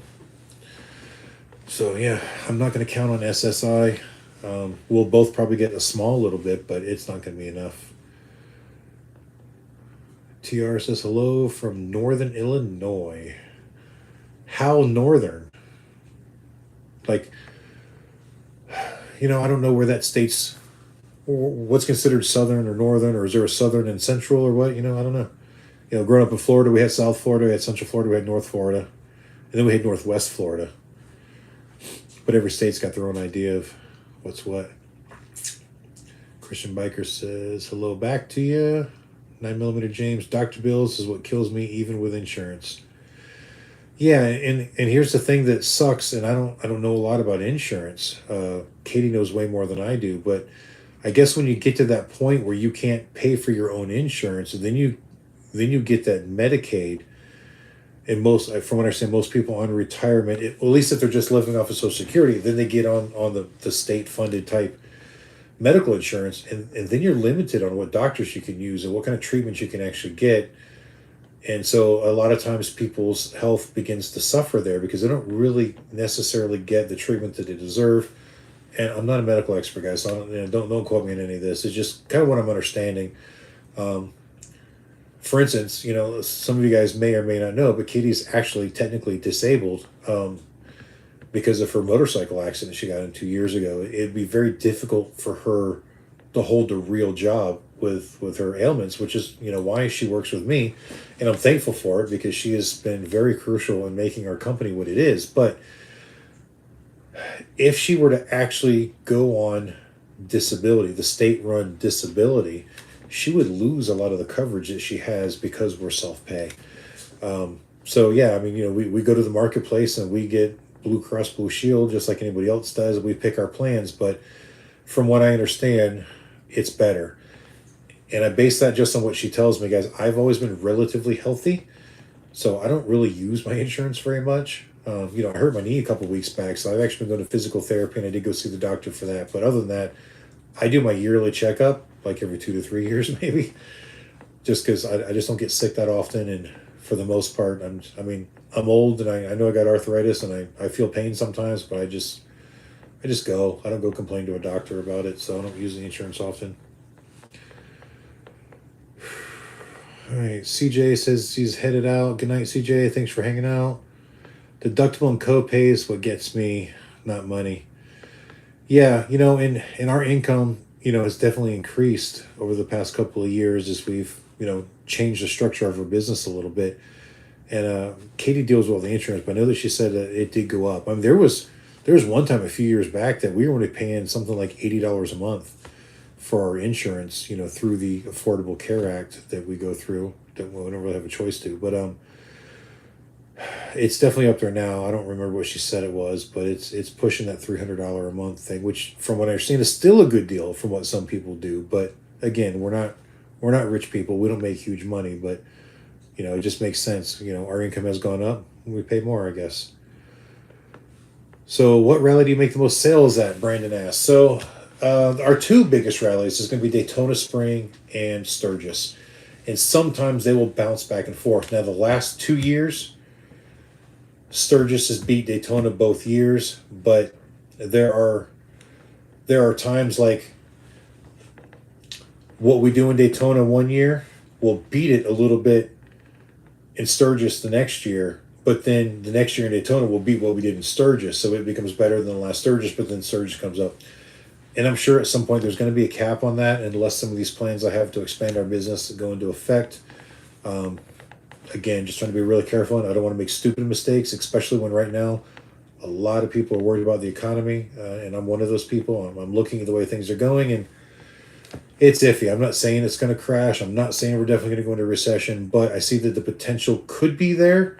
So I'm trying to be very smart on our business decisions because I don't want to get into a spot where I put a lot of money out, and then all of a sudden I can't get the return on it. I've made those mistakes before, trying not to do it again. So if you want a single rally answer, Sturgis this past year was the highest sales we've ever done at any rally in our life. But last year, Sturgis sales were the highest we've done at any rally in our life. And Daytona last spring was the highest sales we've done at any rally. So we're at a point where we can't even compare to the numbers we did when we started. Guys, remember, and I thought about doing a video on this too. Some people said it would be cool. Is showing you guys like a history of the company itself, like where we started and what we did. And in a nutshell, we had the brick and mortar store. We started doing the rallies. The first time we went out to the rallies, I didn't have a tent. I grabbed the lift and threw it on a piece of plywood out in the grass field at the Speedway and worked out in the sun all day long. And then the next time I bought an umbrella. I still couldn't afford a pop-up tent. I bought an umbrella that was made for a picnic table, with a concrete weight on the bottom. And that wasn't enough weight. I still had to throw, I actually threw cases of Amsoil catalogs on the base. And throughout the day, depending on the position of the sun, I had to move it around to keep my bald head from getting burnt by the sun. And it sucked, but it's where we started. And then, then I got the little 6x10 trailer and towed it behind the Bronco. And then we moved up to the black trailer that some of you guys saw last year, the Overland. It's called an Overland Express. We moved up to that, and we bought an Excursion, not the gold one you guys see me driving now. We had a white one that was a gas engine, 2-wheel drive, and we used that for a while, and then it got wrecked a few years ago. So then we bought the diesel one. Actually, before the white one got wrecked, we bought the diesel one because I knew the diesel would be better for the towing. The 5.4 that was in the gas one, terrible engine for towing a heavy trailer. Not a good engine for fuel economy in any case, but especially with a big trailer on it that was 14,000 pounds. So we got the diesel truck, and then then we moved to the dually, still towing the Overland, and then we went to Goliath. And there's no comparison in sales from where we started to where we are. And I have no intention of sitting idle where I am. So I'm hoping that we just keep increasing those sales. Now, whether this rig, which is pretty much maxed out at what it can do as far as inventory and capacity, we may not see huge jumps in sales from what Goliath is doing. But if I put a second truck on the road, that truck can then hopefully do equal to what this is. We're not going to get too much into that. There's plans there, but I'm not revealing all of my plans just yet because I don't know how they're all going to work out. But oh wow, look, we got celebrity in the house here. It's Professional Monkey. Looks like he joined in, saying hi to Christian Biker. Well, we've been on almost 2 hours there, Monkey, so I don't feel so bad about being late to yours the other night because you're late to ours now. Celebrity, right? Somebody did that to me at one of the rallies. I want to say it was Sturgis or something, but a guy came up and did the fist bump thing to me. He was like, "Hey man, I've never met a celebrity before." We bumped. I was like, "Hey man, you still haven't." And we just kind of laughed about it. I'm just a guy that works on bikes and happens to pull a camera out when I do it. Definitely not a celebrity. And I hope I never get that celebrity mentality. I don't want to be a celebrity. It's even kind of weird for me getting recognized places sometimes. It makes me a little uncomfortable. But I'm used to it now. At first it was really awkward. But I don't ever want to get that where I think I'm better than anybody. I don't think I would because I'm a very humble person for the most part. I know I'm good at some things, but I don't ever think I'm better than anybody. So, in Cali, damn hippies. Yeah, don't stay there too long. It might rub off on you. Katie has family that lives over there in San Diego, and he's fed up with politics and everything that's there. I've never lived there. I think it's a beautiful state, but definitely don't agree with some of the politics. Well, it looks like somebody, just got a YouTube studio message saying somebody just bought a set of Love Jugs from me. How high you are? I'm not sure what you're trying to say there, Flip. All right, Monkey says, it's really pretty here. I will say that. Yeah, I've watched, I got YouTubers that I watch that are out in California, and some that were, and yeah, it's really pretty out there. But I'd love to go visit. Definitely don't want to live there. Chuck says my son was starstruck when he met you last year in Myrtle Beach. That's funny. That's funny. And since Monkey's in here too, he probably gets it. His channel is huge compared to mine. I mean, he's over 84,000 or something like that. Now, correct me if I'm wrong. Yeah, we just hit our measly 10,000. Yeah, I don't know what I'm doing wrong. Why am I not up here? I mean, I look almost like him. I know. I'm not as funny as he is, I don't think. But so he probably gets it more than I do. He's probably getting a lot of people that recognize him places. I was telling the Pro Monkey he's a celebrity. Yeah, well, I meant it as a joke. I don't actually consider him a celebrity, but I knew that he would find it funny as I do, just because I've met him briefly. If you guys saw in one of the Sturgis videos, I was at was it Broken Spoke? Yeah, I want to say it was Broken Spoke. I was walking around filming, and I bumped into him, and I hung out with him for probably 20 minutes or so. Really cool guy. What is the longest you've been on the road for? I want to say the longest for me was probably over 2 months straight.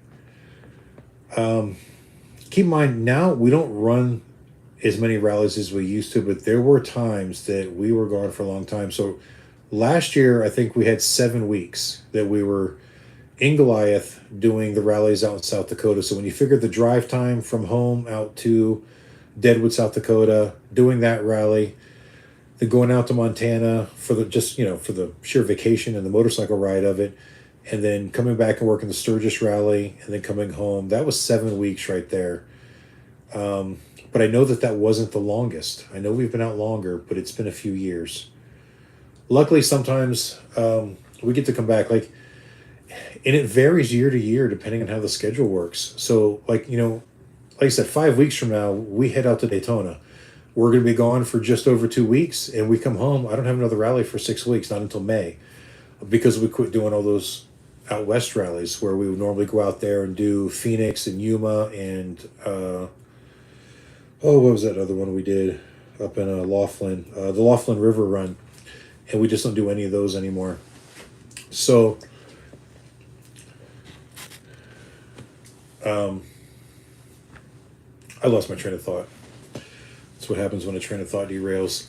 But there were times that, yeah, we'd be gone for a long time. But now we get these back home. So even like when we go to Laconia and back, we're just going to Laconia and back, where we used to go straight from Panama City to Myrtle, and then straight from Myrtle to Ohio, and then Ohio out to Lake George, Americade. And then from Americade, we would go to Laconia. And then from Laconia, we would go to Johnstown, Pennsylvania. And then we would come home.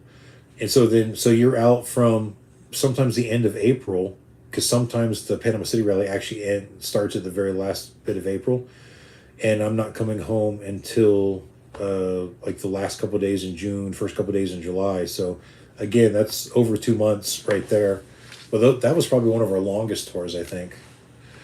I remember in 2018, we went out to do Sturgis, and then straight to Cripple Creek, Colorado. And then we actually came back, and now, guys, kind of a trick here. I did come home, but I was only home for about 4 hours because that was the summer that we bought Goliath. So when we were out there, we found Goliath on the internet, and we agreed to buy it, but I had to come home and get the money and then drive to Florida to pick it up because it was in Florida when I bought it. So we left Cripple Creek, Colorado, went to Indianapolis. We dropped Katie off in an RV park down the road from where like her godmother basically lives, so she could visit with her. And then me and a guy that worked for me jumped in my truck, and we just drove straight to Florida. Actually, I'm sorry, we drove straight to my house. Got here at like 2 o'clock in the morning so I could get money out of the safe. We took a nap on the couch. By like 7 a.m., we were on the road again. Went to Florida, bought the truck, moved it to his house, did some work on it because it had some leaks in the roof, and then back to Indianapolis to get Katie, and then straight to the 115th Harley Davidson rally in Milwaukee, Wisconsin. And then after that, I think we drove straight to... No, we didn't do Wildwood then, because normally Wildwood would have been right after that. But yeah, I think maybe we came home after that. I don't remember. But yeah, either way. So 2.5 months is probably the longest we've ever been out at one time. Oh, I feel like I spent way too much time on that. All right, TJ, don't drink the water. My son... All right, 85 this morning. Yeah, so definitely... You must be in Southern California, Monkey. It's my OnlyFans that drives viewers. Yeah, in fact, I think we made a joke about that on the video about OnlyFans for fat guys like us. It'd be scary, the people that would actually subscribe to that. I wonder, should we try it? You know, I thought about making like a joke channel because I've worked really, really hard for 2.5 years now to build this channel to 10,000 subscribers. And, you know, sometimes as I'm looking through these feeds on YouTube, you know, and I'll see these videos that like have been up for 2 days and I'll have like 100-something thousand views. And I get curious. And like most times it's an attractive woman doing yoga. They're usually very short videos. I'll actually go to the home page. And in some of these cases, these girls have got 30, 40, 50, 100,000 subscribers already. And they've only been a channel for 6 months. I look at their views. They got like 16 million views, where I've got like 2.5 million views. And they've been a channel for 4 or 6 months. They're like making huge money, but they look really good in yoga pants. I thought about even doing a spoof video, putting me and Talon and Zach in yoga pants and trying to do a video and seeing how it does. I don't know. That's just the way my sense of humor is. It'd be terrible, but it'd be funny. Iron Horse. Were we at Iron Horse? Maybe we were. I knew I liked Adam when I saw that he named the rig Goliath. Yeah, that was just the first name. I mean, the thing was just so big. You know, to this day, I've only ever seen one truck that is bigger than Goliath. And so I was just impressive. So I was like, you know, Goliath is huge. It's got to be huge. And what kind of made it funnier is at the time, the guy that was working for me, his name was David. He was going to be the driver because I didn't even know how to drive Goliath when I got it. So I just thought it was kind of funny, David and Goliath. And he was a really small guy. And Goliath was a really huge truck. So it was just kind of fitting. But anyway, he doesn't work for it anymore. So I crash course on how to learn how to drive it. And, you know, Monkey, I'm an 80s geek too. Katie and I love 80s music. But I mean, that's just when we grew up. Yeah. TJ 70 here at home. Americade, my old hometown. You know what? Lake George is a beautiful area. Warrensburg, the whole area. I love it up there. Just rally-wise, it wasn't good. I'm not saying I'll never go back there like as a patron. It's like, you know, maybe if I were to go up early for Laconia and just ride my motorcycle over there or something, I wouldn't mind visiting. I love taking Route 9 up and around the lake and, you know, back down on the Vermont side and everything. Just really good riding in that area. All right, Monkey says he's in LA. Yeah, so yeah, you're Southern. Yeah, definitely warm there. Never been to LA yet. I've only been into California one time, and we weren't in it long. We just kind of cut through. We were in it like 6 hours maybe, going south to Yuma from Laughlin, Nevada. Monkey says the female body is powerful. You got that right. Many men have done stupid things for the female body. Know a few women that have done some stupid things for the female body as well. Brandon agrees. All right, guys. 168 minutes on here. Wow, it's a long time. I thought this was going to be short live. It's pretty cool that many people actually curious about what I am doing at this actual moment. Oh, it's just cool. I like it. Well, guys, if you got anything else, Monkey, you got anything? You know, Monkey, I wish I knew how to do those little links like you do to bring you in, but I'm doing this on YouTube, and I don't know how to do that because I think it'd be hilarious to do a live with you. We should definitely do a live together sometime. Speaking of which, now that I actually have your attention, if you're on there, I told you to send me an email. I need your contact information. I want to set something up for you for Daytona. Let's do something for one of your viewers, like a giveaway or something. Let's make it legit. You said you were You said you're going to come see me in October when we're down there, and I don't recall ever seeing you coming by. And it's probably good you did. We had a really hectic, crazy Daytona. We everything that could go wrong in Daytona did. All right, cool.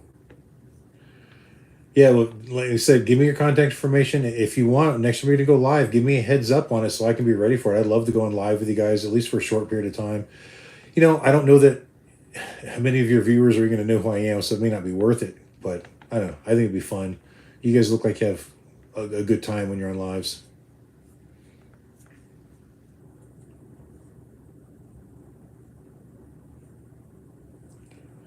Monkey needs to get home to finish the bike. Well, you know what? It's not even that late for him. Keep in mind, California, he's 3 hours behind us, so it's yeah. See, it's only like 8 o'clock there. Prep for the meeting that brought me here. Oh yeah, Monkey said he's got to prep for the meeting that brought him here. You know, Monkey, I never even figured out what you do for work. We never had that conversation. And I know you've talked about work a little bit on your lives, but I guess I miss what you do. I know you've mentioned that your wife is a lawyer, an attorney or something, but don't know. All right, Brandon, so here's what we decided earlier. I'm going to make a video this week announcing the official announcement of the Love Jugs giveaway. And I'm going to give everybody 7 to 10 days to leave a comment saying that they want to be entered in the contest in the comments of that video. And then 7 to 10 days after that video, we will do a drawing, probably live. Not swearing to that yet. That's why originally I said 7 days, but then I thought maybe we'll do 10 days that way we can do the live on a Sunday night or something. I don't know what days are best for you guys to do lives or what times. You know, this is something we've never had to talk about. So I haven't done a lot of lives, but it's one of my things in this year to do more lives. So we're going to try and do them, but I don't want to make things boring. I don't want to just sit here and go, duh. So, you know, I kind of leave it up to you guys to keep the conversation going. So I want to know what's good for you guys on when lives are the most opportunistic for the viewers. You know, this time of year, my schedule's pretty much open in the evenings. I can do whatever I want, whatever day I want, because like I don't like have a job, you know. I'm just doing work around the house, but I can manipulate my schedule any way I need to if I see the need to.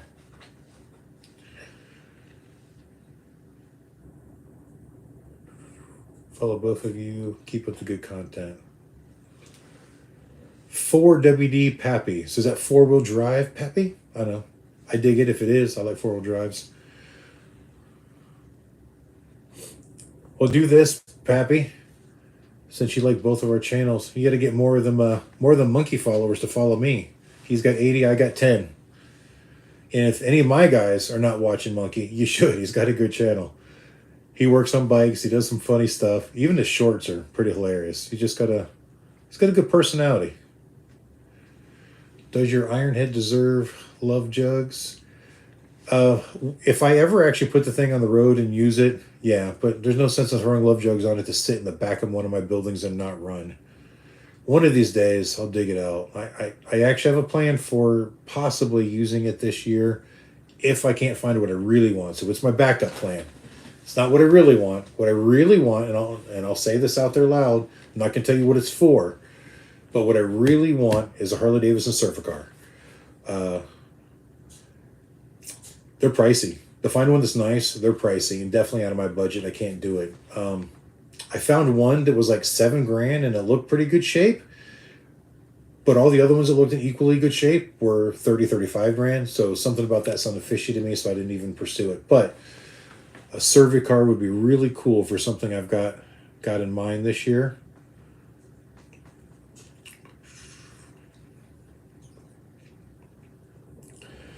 Yeah, they have plenty of free Fireball.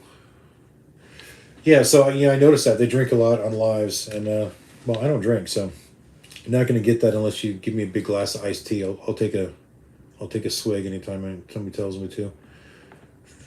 Brandon says I have notifications on every time you do a live or upload a video, so I'm fine whenever you do it. That's cool, Brandon. I appreciate it. I know this time of year my videos really don't get that good of views, and even like the lives, like we got 51 people in here. I think the highest we ever were was like 64 or 67 or something like that. The last one we did, we had over 100 people in there. I was pretty impressed with that for a small channel like mine. I thought that was pretty good.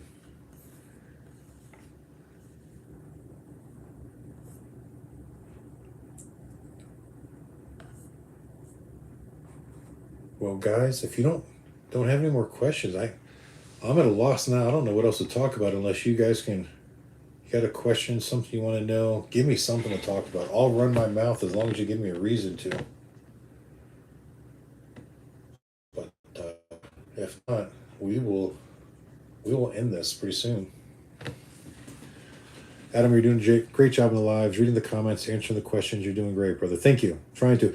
The way I'm doing it now is a little easier because I got my computer. So right here, I'm filming or recording on my iPad, but I'm looking at my computer to read the comments. That's why you see me looking away. When we've done it with the phone before, I just can't read the comments, and that's why we're trying to have my daughter read the comments. But nobody wanted to participate in this tonight because they all had stuff to do. All the kids have got school tomorrow, so Mickey had to go give the kids baths and get them ready for bed and everything. So,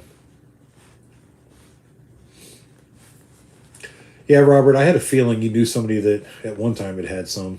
You've got connections with all kinds of stuff like that, but like I said, I can't afford to put stupid money into it. It is going to be a business expense, but at the same time, if you don't have the money, doesn't matter how good of a deal it is. So just got to be, like I said, I don't want to make stupid mistakes. And I've got a really good idea for it. I think it'll be fun to do, and I like serving cars too. I just think they're cool. And we need to dress up like a milkman or something to deliver milk for people. I don't know. That's not what I'm doing with it. That's just my brain wandering. Bill says, good evening from, why does it move? Bill says, good evening from Washington State. Do you ever plan on coming this way?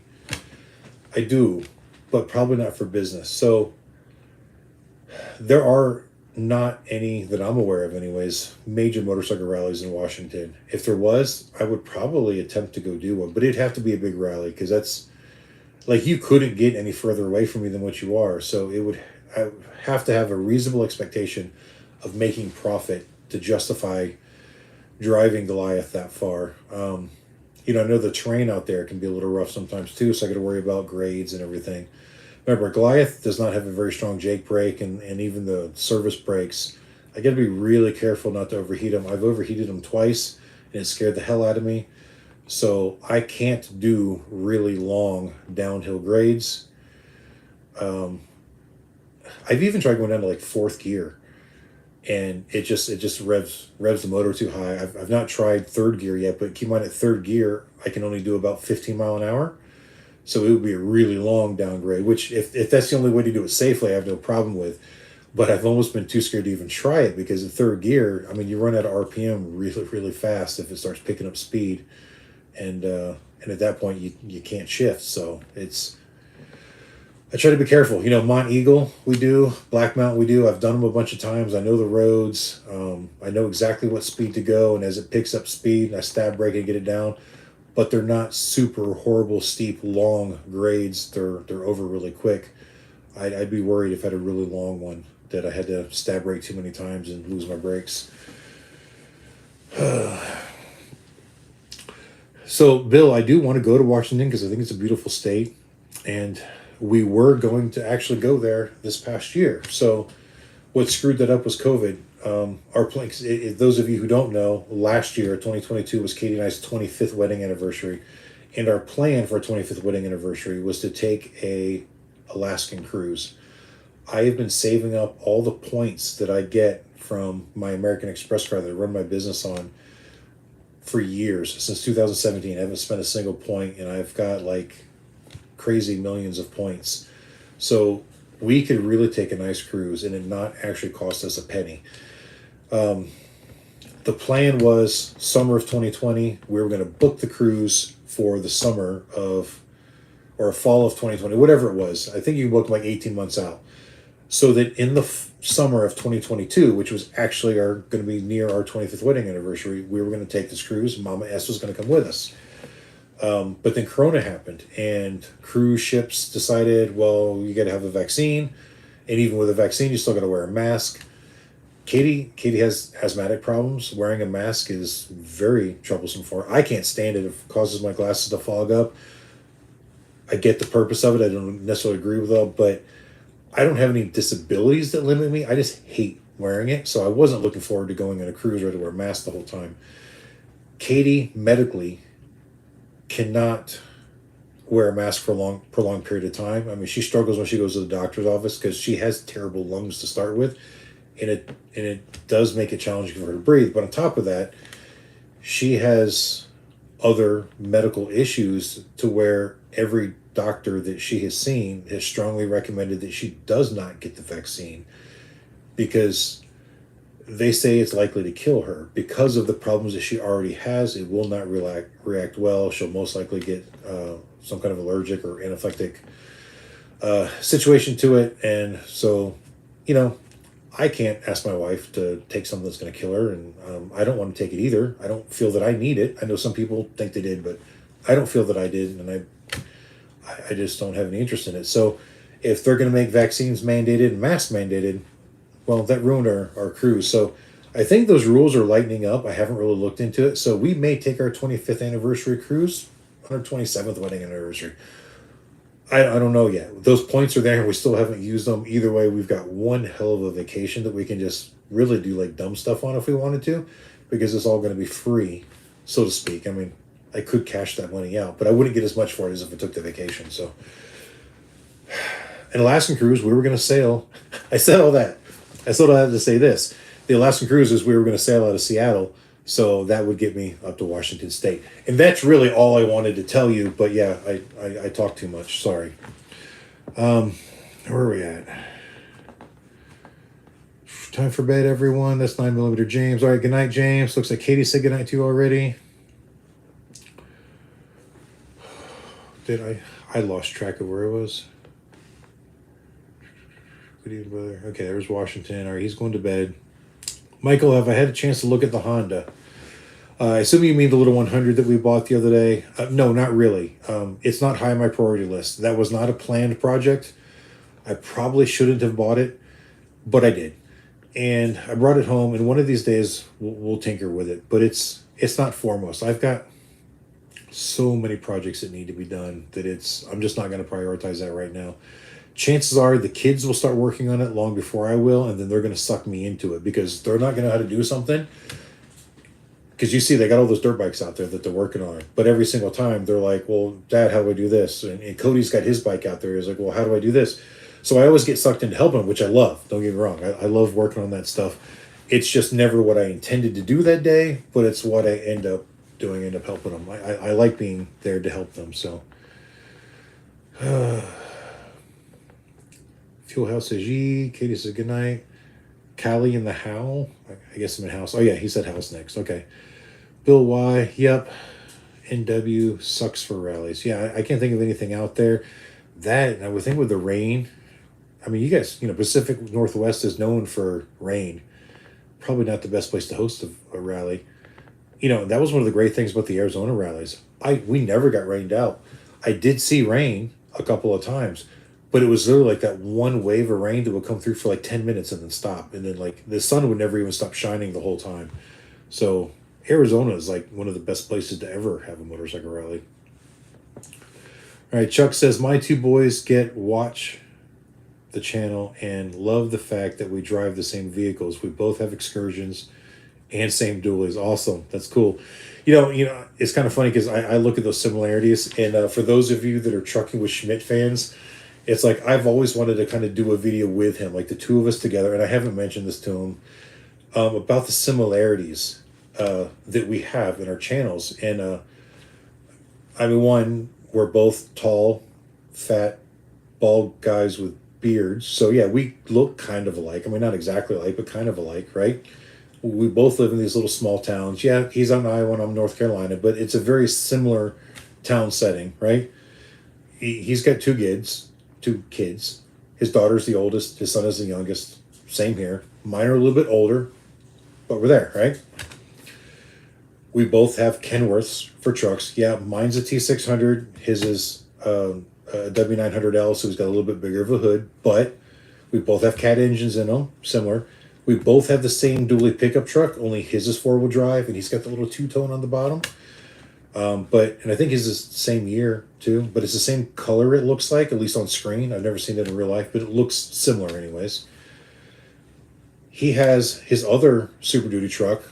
It's a flatbed gas motor, but I've got my Excursion, which is still a Super Duty, topper, whatever, and mine's diesel and 4-wheel drive. But now in his storage unit, he's got that old Oldsmobile, and we've got some old Chevys and stuff here, no Oldsmobiles, but we got that old Monte Carlo, and I got my old Camaro and stuff like that. But he's also got that Bronco in there. Now his is like a 78, 79 Bronco. I don't know exactly what year, but that's what it looks like. Mine's a 93, but I got my Bronco sitting right out here behind this wall. There's just so many similarities, and the list can go on. And I know I sound like I'm stalking him, but no, I've watched so many of his channels that these things kind of slowly occur to me. I thought it'd be really funny for us to get together and do a video, because some people even said that we look like we could be brothers or something. And then we can hold up the pictures of you, he hold a picture of his Bronco, I can hold a picture of mine, and I just thought it would be funny, but I'm a dork, so wait, that's his line, never mind. But I'm a dork too.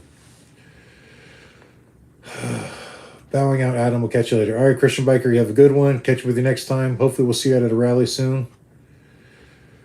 All right, Robert Schroeder says, have you considered Fandango in Fredericksburg? Fredericksburg, Virginia, I'm assuming you mean. No, I've never even heard of it, to be honest. But if I haven't heard of it, chances are it's too small of a rally for me to justify going to at this point. Years ago, we hit all kinds of small rallies. Excuse me. But we realize that now it costs so much for us to get to a rally, and the rent so much because of how big we are, that we have to pick and choose what rallies we want to do. And like I said, we're actually making better money doing less rallies the way that we've restructured the business. How's the 7.3 doing? Dude, that 7.3 is awesome. I don't know if you saw the short I did the other day. I pulled that 48-foot semi-trailer with the 7.3, and it was loaded. I don't know how much it was in it. I mean, we don't have a scale to weigh it, but it was heavy. But I put it in 4 low, dropped it down under first gear, and once I got it moving, it took a little bit to get it moving, but once I got it moving, it just pulled it without a problem. Now, backing it back in was tricky, so we only moved that out temporarily so that the guys could run power lines from the power pole to run a new 3-phase power to that building, because we're setting up a machine shop in there. And not mine, it's Joe's, but I help him with a lot of the stuff he needs up there. So the whole purpose, we just had to get that trailer moved out of the way so that they could dig the trench, to lay the conduit and so on and so forth, and I had to put it back. Putting it back was a mother, because that tow dolly and the short wheelbase on the Excursion, and that tow dolly kept wanting to twist. I probably did 10 or 15 pull-ups to push that trailer straight back. Now, guys, I'm pretty good at straight line backing. It's not hard to do. But straight line backing with 2 pivot points was very, very challenging. I had Talon on the phone because I couldn't see the building. The mirrors on the Excursion aren't set up to have seen the top back corner of the trailer. So Talon was back from the phone, just making sure I didn't hit the building with it. And I'm telling you what, man, every time I thought I had it, all of a sudden that dolly would start to turn, and then the trailer would start going the wrong way. I had to straighten it back out. It was challenging. All right, summertime's here, usually pretty dry. Okay, I didn't know that, Bill. I do watch I watch a channel from a guy that's up there somewhere, and it's called, I'm having a brain fart now, but he fabricates all kinds of really cool stuff. And it's just the guy's name. And I'm having an absolute brain fart right now. But anyway, so many of his videos, it is raining in, and it's just crazy. So, go to my subscriptions. Let's see if I can remember his. Just watched a video from him the other day.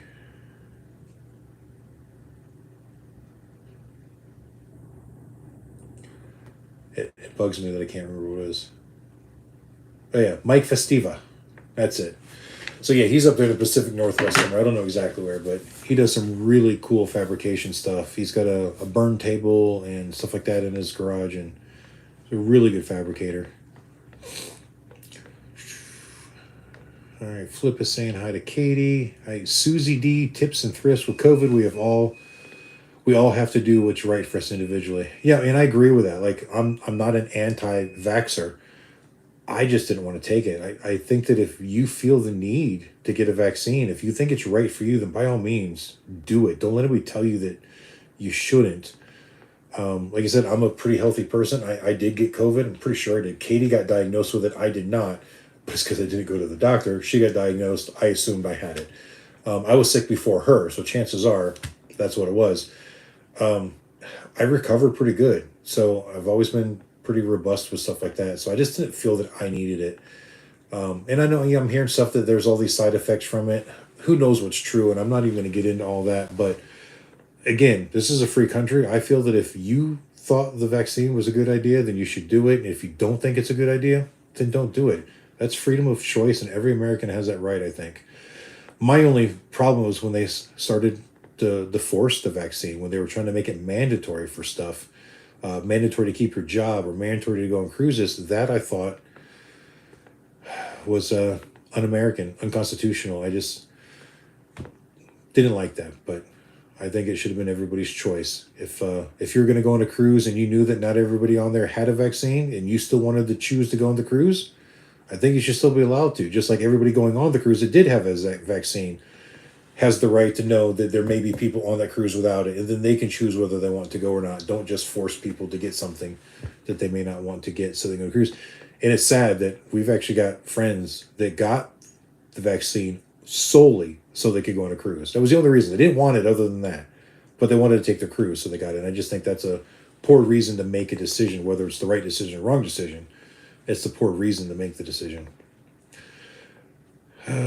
Bill says he's looking over your shoulder. Yeah, baby.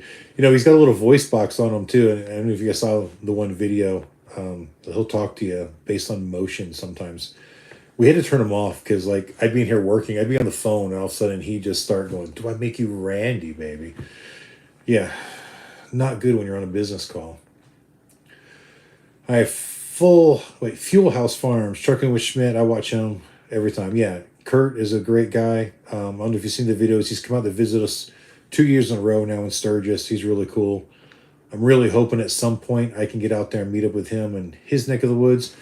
And actually, I don't know if I mentioned it, but when we were driving the struggle bus home, when I was driving the struggle bus home, I was coming south out of Sioux City, Iowa, going down towards Council Bluffs, which is where I stayed for the night. And the next morning is where I met up with Nick with Velux 18. Well, I had talked to Kurt, and it turns out we'd passed each other, and I didn't even notice. But I was already in Council Bluffs when he replied to my text message, and it turns out he was heading north on 29 and was just coming into Sioux City.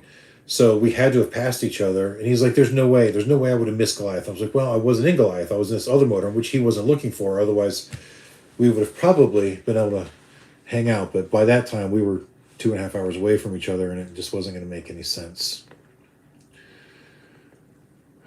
All right. Every motel in Fredericksburg is sold out for Fandango 2024. Something about the eclipse.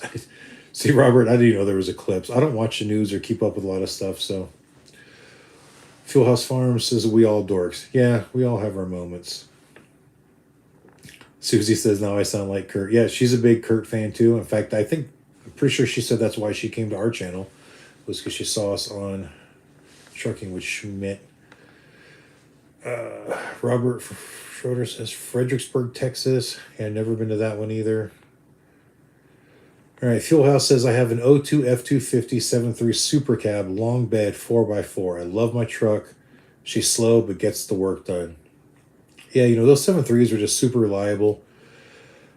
I do want to suit mine up a little bit. I've done a lot of supporting mods on mine. And one of these days, I was going to, like, introduce all the projects in, like, detail.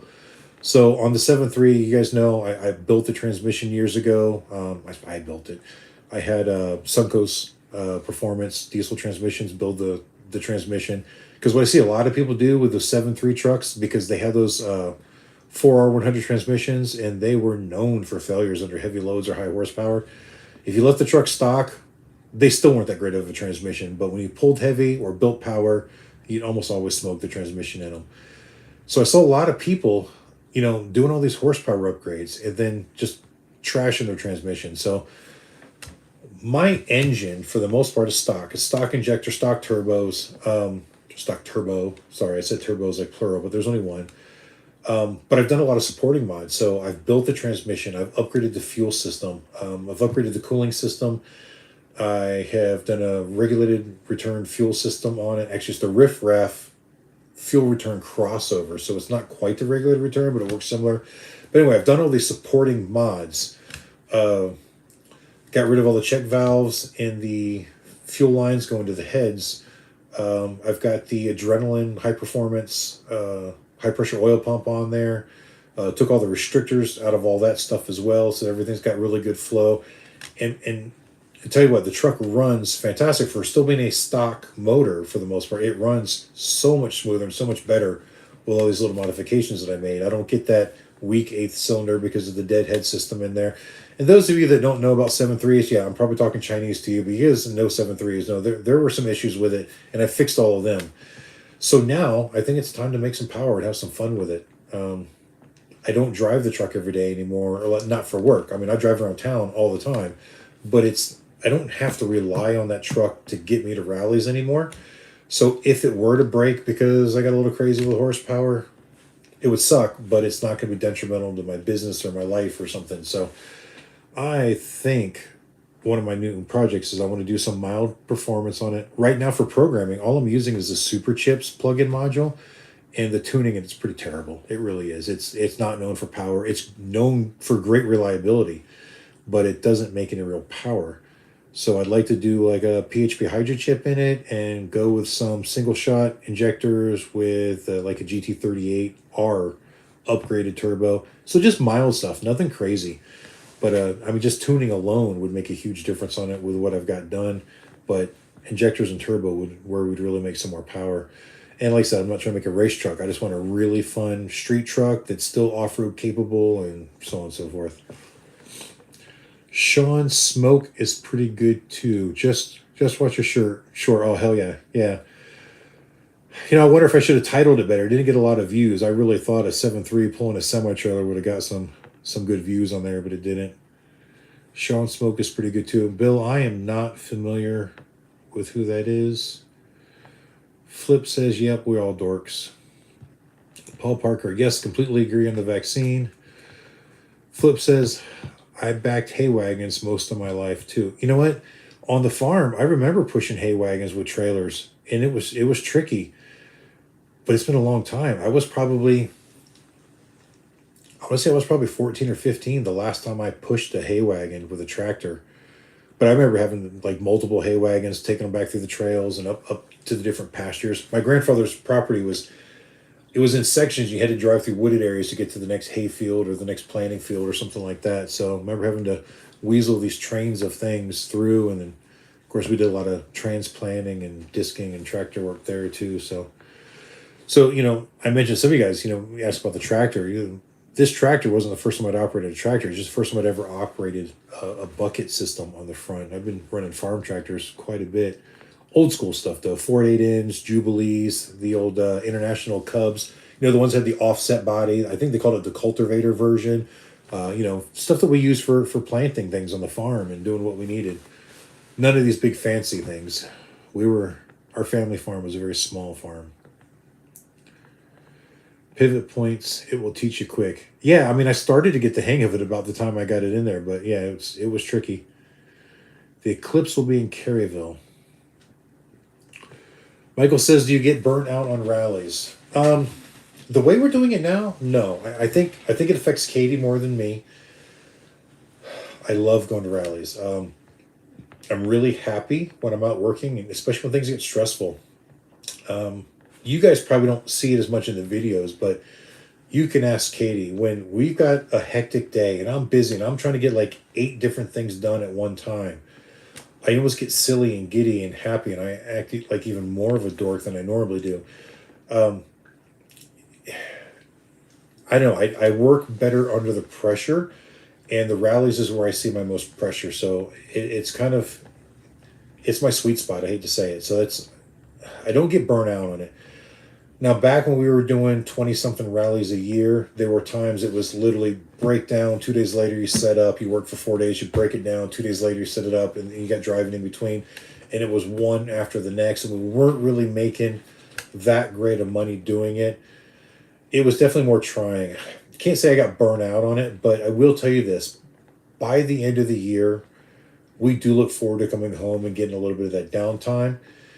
But it's not long before I'm ready to go back. I mean, I'm ready to go out now. I mean, I would have loved to just go home, just had a couple of weeks home, and then if there was rallies that would make money in the winter, I would do it all year round because it's where I'm in my zone.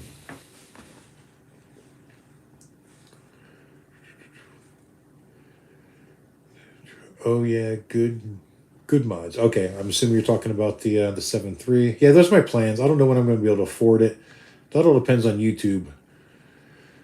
I'm trying to get YouTube to pay for my projects because I'm reinvesting so much money into my business that I don't want to take money to do for myself. And I guess that's where, like, a weak point, I guess. I won't spend money into things that I want when I see a potential to make more money in business. And I have a goal for my company. And eventually it'll get to where I'll have the extra money to do my projects if I take these steps. So I keep putting my projects off to grow my company. And I hate to say it, it's working. So I don't regret that decision. But I'm to the point now where I need to start finding that boundary where I still got my time and do the things that I want to do. So hopefully that excursion project will come up sooner than later. But they said we've got a lot of rallies to do. Mario says, hi, I am from Montreal, Quebec, Canada, and have been following you, or I have been following you for the past 3 or 4 months.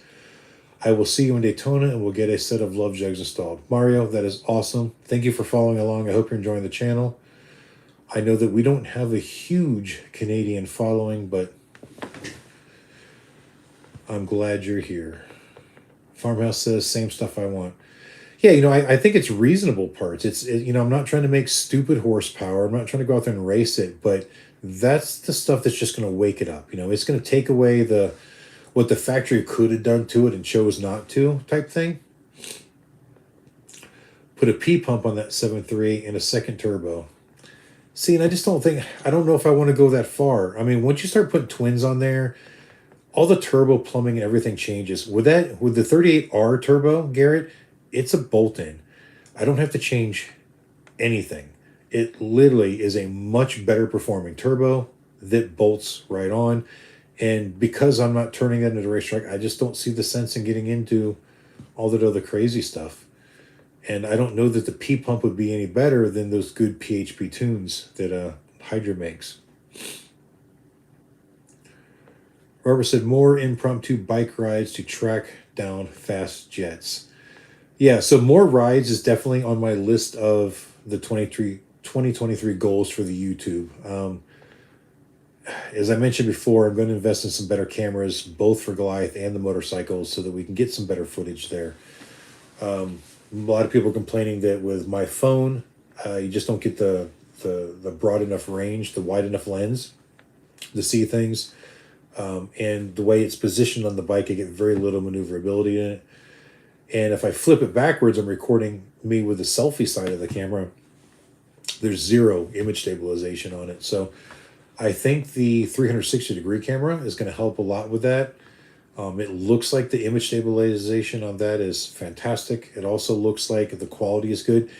It records in 5K, which is really good, but it's 5K at 360 degrees. So when you frame it to a normal screen, it's only going to be 1080 HP, but that's still pretty decent. So it may not be the best, but I think that having the different angles, so in editing, like the last ride we took back in December where that waterfall was way off in the distance, I put like a little arrow in the on the screen because I didn't know if you guys could even see it. I knew it was there because I could see it, but it didn't really show up on camera.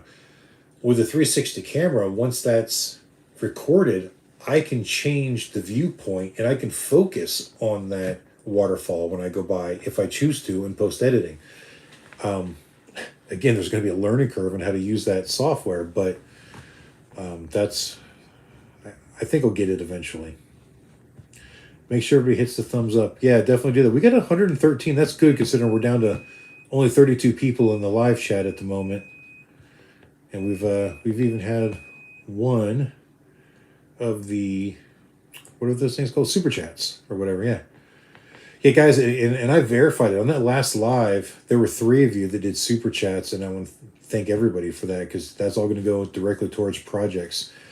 But yeah, they took, I think, 40 or 45%, I don't remember now, of that. So there was like $149 worth of super chats that you guys put in, and what actually got credited to my account was only $98 and something. So yeah, it was like 44% or something that YouTube keeps it at, which I don't agree with. I get the ad revenue. We're an advertising partner. The advertisers are paying YouTube to put the ads on the video. It makes perfect sense that YouTube keeps a cut of that. I don't agree with the super chat thing though, because when you guys are sending that, you're sending it with the intention of me getting it, and they're taking part of it, which I don't like, but it is what it is. I guess it's still a plus. It's still more that goes to the project than if he hadn't. So, but again, I don't want everybody to start throwing money in there, especially if it's out of your means. Don't prioritize me by any means. We're doing fine, and we'll get where we're going, no matter how long it takes. So. All right, Michael says good night. Thank you, Michael, for joining us. I appreciate it. Susie says she enjoys the videos with your tractor. Whole your home, or your whole home, I guess what she's trying to say. You're like a little boy in his new toy. Yeah, I kind of am. If I can say, you're too cute. Well, thank you, Susie. I do get excited about new toys like that. I mean, it's not a toy. It's a tool, but I still get excited about it because I just love stuff like that. It's a little kid in me comes out. Tractors, trucks, motorcycles, cars. I love everything that's got to do with engines, even trains. I'm not a train fanatic by any means, but you guys notice if I'm someplace and there's a train, I film the train because I think trains are cool. I don't know anything about trains. I'm not like one of those guys that train sets when I was a kid, or I know all these specs on things. I don't know anything. Just like jets. Don't know anything about jets. But I just love planes. I just think they're cool. Power sports. Anything that's got an engine, I'm into it. Flip is telling Mario he will love them. Tiara says 5 miles south of the Wisconsin state line. I'll try to message you this week and catch up on previous talk. All right, sounds good. So, yeah, so if you're... I'm a little familiar with that area. We have friends. In fact, if you guys know the Scully crew, Scully Customs, do the air ride and everything. They live up there in, is it Mount Pleasant, which is right off of 93, just in between Chicago and Milwaukee, right up there. So we've been up there a few times to visit with them. So we've been in Milwaukee a couple times. I'm a little familiar with that area, but not really. All right, guys, we are tapering off. We're down to 25 people. This has gone really, really long. Did not expect it to be, but I'm having fun. So as long as you guys are having fun, I'm having fun. I don't care.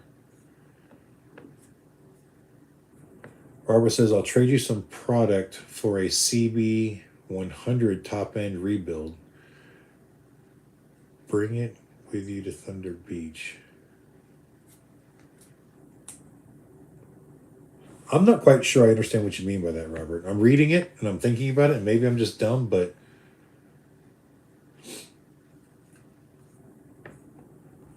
hell, I love trades, so whatever. I might be up for it. Yep. Yeah, Flip. Yeah, we'll definitely do some riding together when you get up here. Be good to get the guys, I can't talk. Get the Blue Mule running. Blue Mule. Running around. It's like a tongue twister to try to say that. Running around on these back roads here.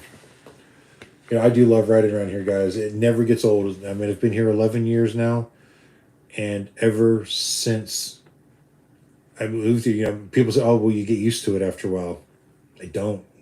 Every time I get on my bike and I ride, it's like amazing. Even if it's a place I've been to 100 times, I'm still staring at the scenery and looking at things, trying not to run off the road because I'm looking at the scenery, guys. I get amazed with it here. So whenever somebody wants to come up and ride, I am all for taking them out and showing them some of the roads. What's cool too is I'm an explorer. So there's times I don't have a goal on where I want to go. I just want to get on my bike and I'll ride. So I will pick roads that I've never been down before and just see where they go. So I have found some really cool roads around here that aren't like the popular roads that all the people that come up from Florida to ride the tail of the dragon don't even know about. And some of them are just absolutely fantastic roads. Some of them turn into gravel, and you got to go over a mountain and go through some washouts. So, not for everybody, but you guys have seen the way I ride. That stuff doesn't stop me. If I can get my bike through it, I'm not afraid to try. I've crossed creeks and ditches and all kinds of stuff that I should never put my bike through, but I've done it. And to me, that's just, it's fun and exciting. And that's why I really want to get a dual sport, something like, the new Pan America or the V-Strom 1000, something like that. I want something that's on and off-road capable because I like that style of riding as well. Something I can take a gravel road up over a mountain or to get on the interstate and go to California and back if I wanted to. Oh, the Honda. Yeah, it's not a CB. It's, he would ask. It's like an XR100 or something like that. So trade some product. Oh, so you want to rebuild it and trade for product. I might be up to that. If we don't have it running before Panama, we might. But I have a feeling these kids aren't going to let it sit there that long. They can't wait to get their hands on stuff. Will the Love Jugs work on my 03 Fat Boy? Absolutely. Your 03 Fat Boy is still an air-cooled motor, so providing airflow to it will be hugely beneficial to it. It works on just about every Harley except for the V-Rod and the other liquid-cooled bikes. Yeah, there was a rusty cylinder in the basket. I haven't pulled the cylinder off that's actually on the engine right now, so I don't know what kind of condition that is in.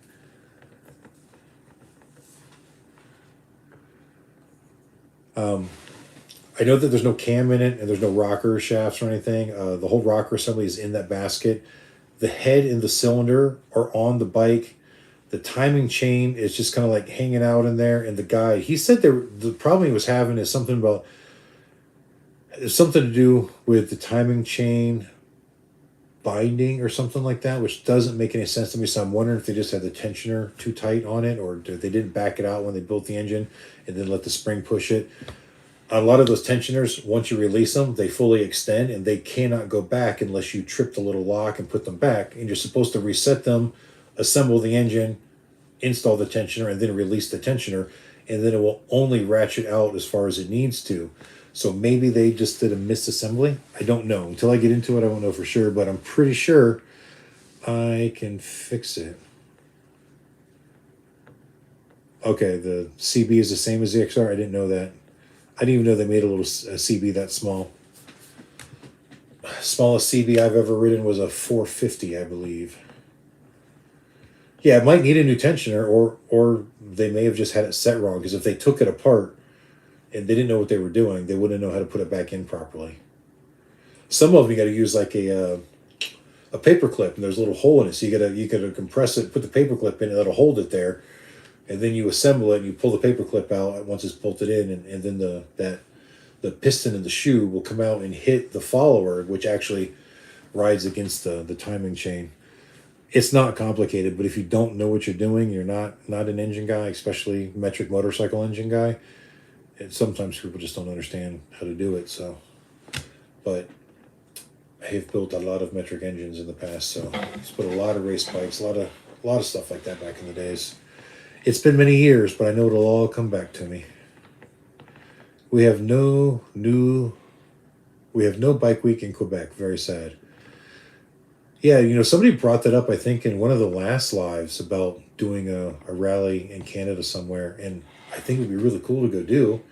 Like I said, I've been to Canada, but never any further than the Niagara Falls area, and I'd love to do a little bit more exploring up there. And I don't know if they'd let me in with Goliath or not. I mean, there's no emissions or anything on it. I don't know how strict they are and stuff like that. But I'd be up for it if they let me. Charlie says, will you be in Wichita, Kansas this year? I don't have any plans to. I didn't know there was anything going on in Wichita. Again, if it's not a rally I've heard of, it probably isn't a big enough national rally to justify me driving to Kansas, unless it's something that happens to be like just before Sturgis or just after Sturgis to where it's not really out of my way to go do, I would consider trying it. But there's no way I would drive to Kansas to do a small weekend rally with nothing else planned.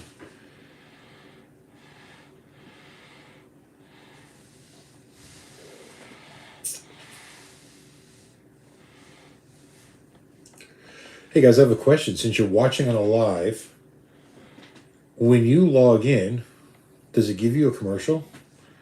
And then does it throw commercials in otherwise? I don't know. Because see, I have a YouTube premium membership, so I never see commercials when I watch YouTube. So I was curious on how that actually worked on a live. I know that I used to watch YouTube before I had the premium, and I would get, commercials at the beginning and sometimes in the mid. Curious on how it worked on a live, because I know that they still monetize it. I just didn't know how it actually worked. Anyway. Robert says, did a ton of those years ago when I worked at different bike shops. Mario says no. So Mario, is that no, they wouldn't let me in with Goliath, or I'm not sure what you're saying no to exactly. Flip says, scenery here in Florida, straight lateral, no hills, no curves, going to be great in the mountains. Yeah, I joke with people for years. People come up here to ride the Tail of the Dragon, 318 turns and 11 miles. And I joke about going down to Florida and riding the Florida Dragon, or some people have called it the Tail of the Gator, I heard for the first time the other day. It's the Florida Turnpike. It's like 300 something miles with 11 turns and almost no elevation change. Yeah, there's only a couple good roads in Florida, guys. And we had our roads and we lived down there. Obviously, we found our places. But sometimes it would only be like 1 mile's worth of road that was good. And then you drive on just straight boring roads, like another 10 miles to get another road that was 2 miles long that was pretty good. There are some areas where it's good, like Lake County, Claremont. You get out of that area, the Sugarloaf Mountain. That was one of our favorite rides to go to. We used to go out there all the time. We haven't actually got kicked out once where the sheriff kindly told us to never come back into his county again.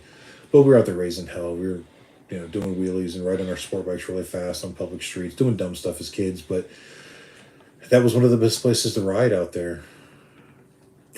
Ozella. I don't know if anyone's been out there. It's only one road. And it's like from Orlando, it was like 2 hours of long, boring, straight roads to get to Ozella. Pretty country, don't get me wrong, but just long, straight, boring roads. And then Ozella was like this 8 or 10 mile long road that ended up in this little bay on the Gulf of Mexico. And there was like a couple really good curves on it, and then you had to slow down for this one little town. So I would literally ride 2.5 hours to go out to this road. I would spend 2 hours out there zipping back and forth up and down this road, dragging my knee in the corners, having fun. And then 2.5 hours to ride back home, just because that's where the fun road was. That's riding a sport bike life in Orlando. Kind of sucked. We had a road called Dyke Road. The whole road was only 3 miles long, probably. And like the first quarter of a mile was like perfectly straight. And then there was like these 7 really good turns as it wound through. And Katie's dad used to live like right off of it. And then it turned straight again, 35 mile an hour speed limit road. And then it turned straight again for like the next 2 miles. And I would literally do 35 mile an hour until I got, I don't know, a couple hundred feet from that first turn. And then I would just hammer the throttle, do 70 through all of the turns, come back out, slow it back down to 35. Because I didn't want to be that jackass, hauling ass through neighborhoods on the straight lines.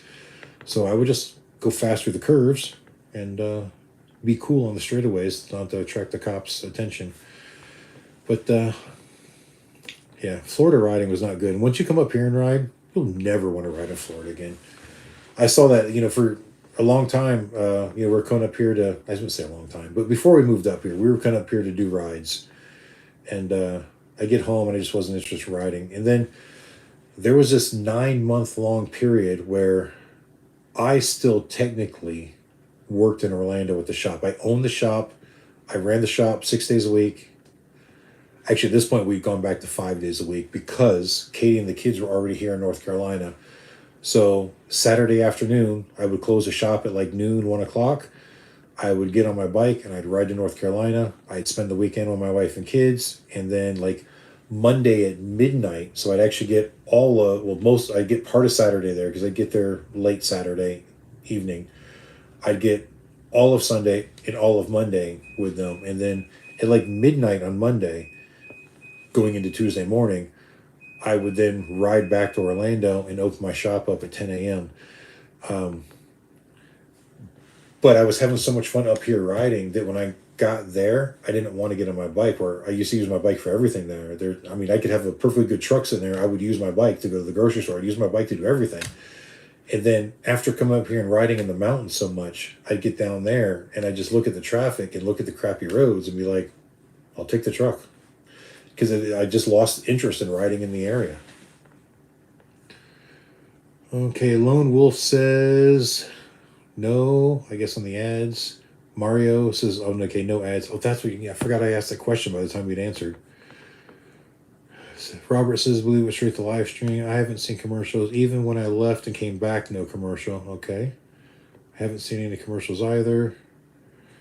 Yeah, I can't believe there's still 32. Well, now we're down to 26. Yeah, you guys are still watching for how long this is. I'm impressed that you guys stuck around this long. I was ready to give it up a long time ago, but you guys started asking questions again. So then here we go. All right, Robert, that XR is a 1997, I believe. Yeah, I don't even know what parts I need at this point. Like I said, I haven't even gone through it. We took it out of the truck. I put the basket up in the loft with all the parts in it, and we rolled the motorcycle to the side. It's not even a concern at this point, but how can I order oil from you, or is it better to purchase it locally? Well, Charlie, I'd love it if you ordered it from me. It does help us. It helps the channel. I mean, and that's one of the reasons we do some of the marketing. I will, I don't know, can I put my website in here again? Will it let me paste it a second time? Look at there. All right. So check it out. I am pasting my website. You go to the website, click on the Amsoil logo. Once you click an Amsoil logo, it will take you into Amsoil's main website, but it's still linked to me so they know that I get credit for it. You will be making your purchases directly from Amsoil. You will be paying Amsoil. Amsoil will be shipping it to you. I just get credit for it at the end of the month. So that's probably the easiest, simplest way to do it. It'll ship right straight to your door. No hassles. If you need any type of counseling on what type of product you need for what vehicles or whatever, there is a vehicle lookup there. But if you can't find something, always call me or email me or something like that. If I don't know the answer, I know the people to call directly to get the answer within Amsoil that are way smarter than I am. So we will definitely get you help there. That's part of my job as your servicing dealer, is to make sure you get the right stuff for your needs. All right, Flip also says no commercials. Mario says the date for the next live, please. So I don't know. Maybe we'll do it next Sunday, and that's when we'll actually do the drawing for the Love Jugs. Assuming I can get that video out tomorrow, so I'll have to make a point to do that, because I want to give everybody at least 6 or 7 days to be able to leave comments on that video so that no one gets excluded from the drawing. So for right now, why don't we say next Sunday, 8 o'clock, we'll do another drawing. Hopefully that'll be a pretty big live and we'll get a lot of people in there. We won't do the drawing right away because I want to give people time to join in. So we'll start the live at 8, maybe at like 8:30 or so. We'll actually do the drawing. Hopefully I'll be able to get Katie and maybe the kids involved in that one. Gary, oh, hello, joining late. No worries, Gary. I don't know how much longer we're going to be on, but thanks for hanging out.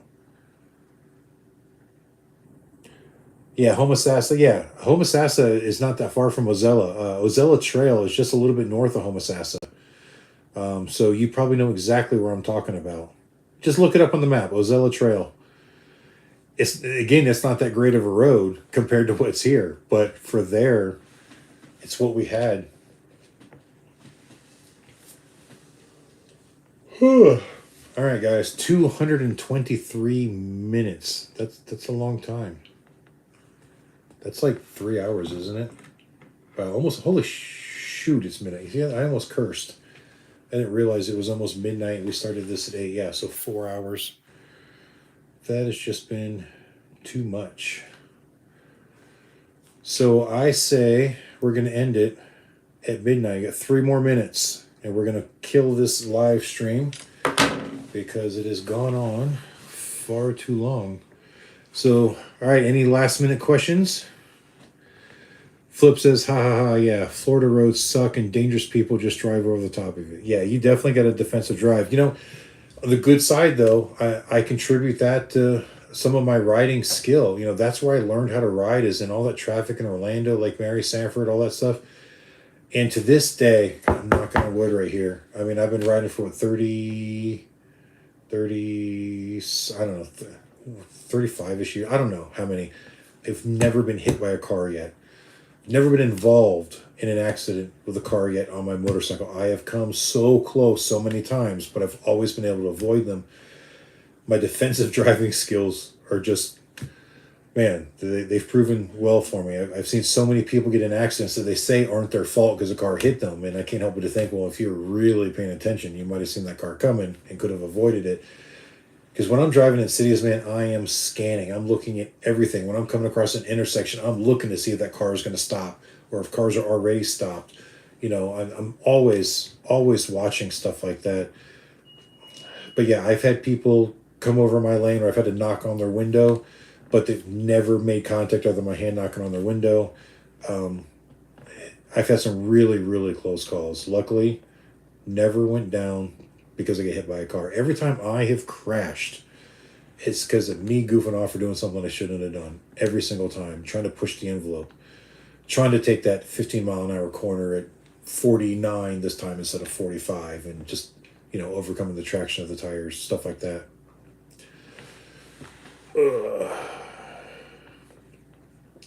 Robert says there are a lot of good bike roads in Florida. He just have to find country roads. You know, Robert, I know what you mean. There are some beautiful roads to ride, but they're not like they are here. And I don't know if you've ever come up here in road, Robert, but the curves, the elevation change, the views that you get off, you know, the side of the mountains, it's completely different. And I will take these rides any day. Now, the ride you and I took, you know, out there to the state park and everything, it was beautiful, don't get me wrong, because the Gulf of Mexico was gorgeous. But there were still no curves. There was still no challenge to it. It was a great ride. It just, it doesn't compare to what's up here. And I know you've watched the videos. You see the roads that I ride on up here. And these are just the roads that are in my backyard. One of the ride videos I was thinking about doing, I've got this really big loop, kind of backtracks. Might try to do it this summer. I don't know that I'm going to have time before the summer. And right now, don't have much more time. I can try to get some work done on my bike, so I'll probably be tearing it apart. Won't be able to ride it much before bike week, but I've got to keep it assembled enough to go to bike week. So yeah, so Florida's just way too flat. The elevation changes really makes it fun. And Robert, yeah, the Parkway, it's nice, but there's still not any really like sharp curves on the Parkway. The Parkway's great.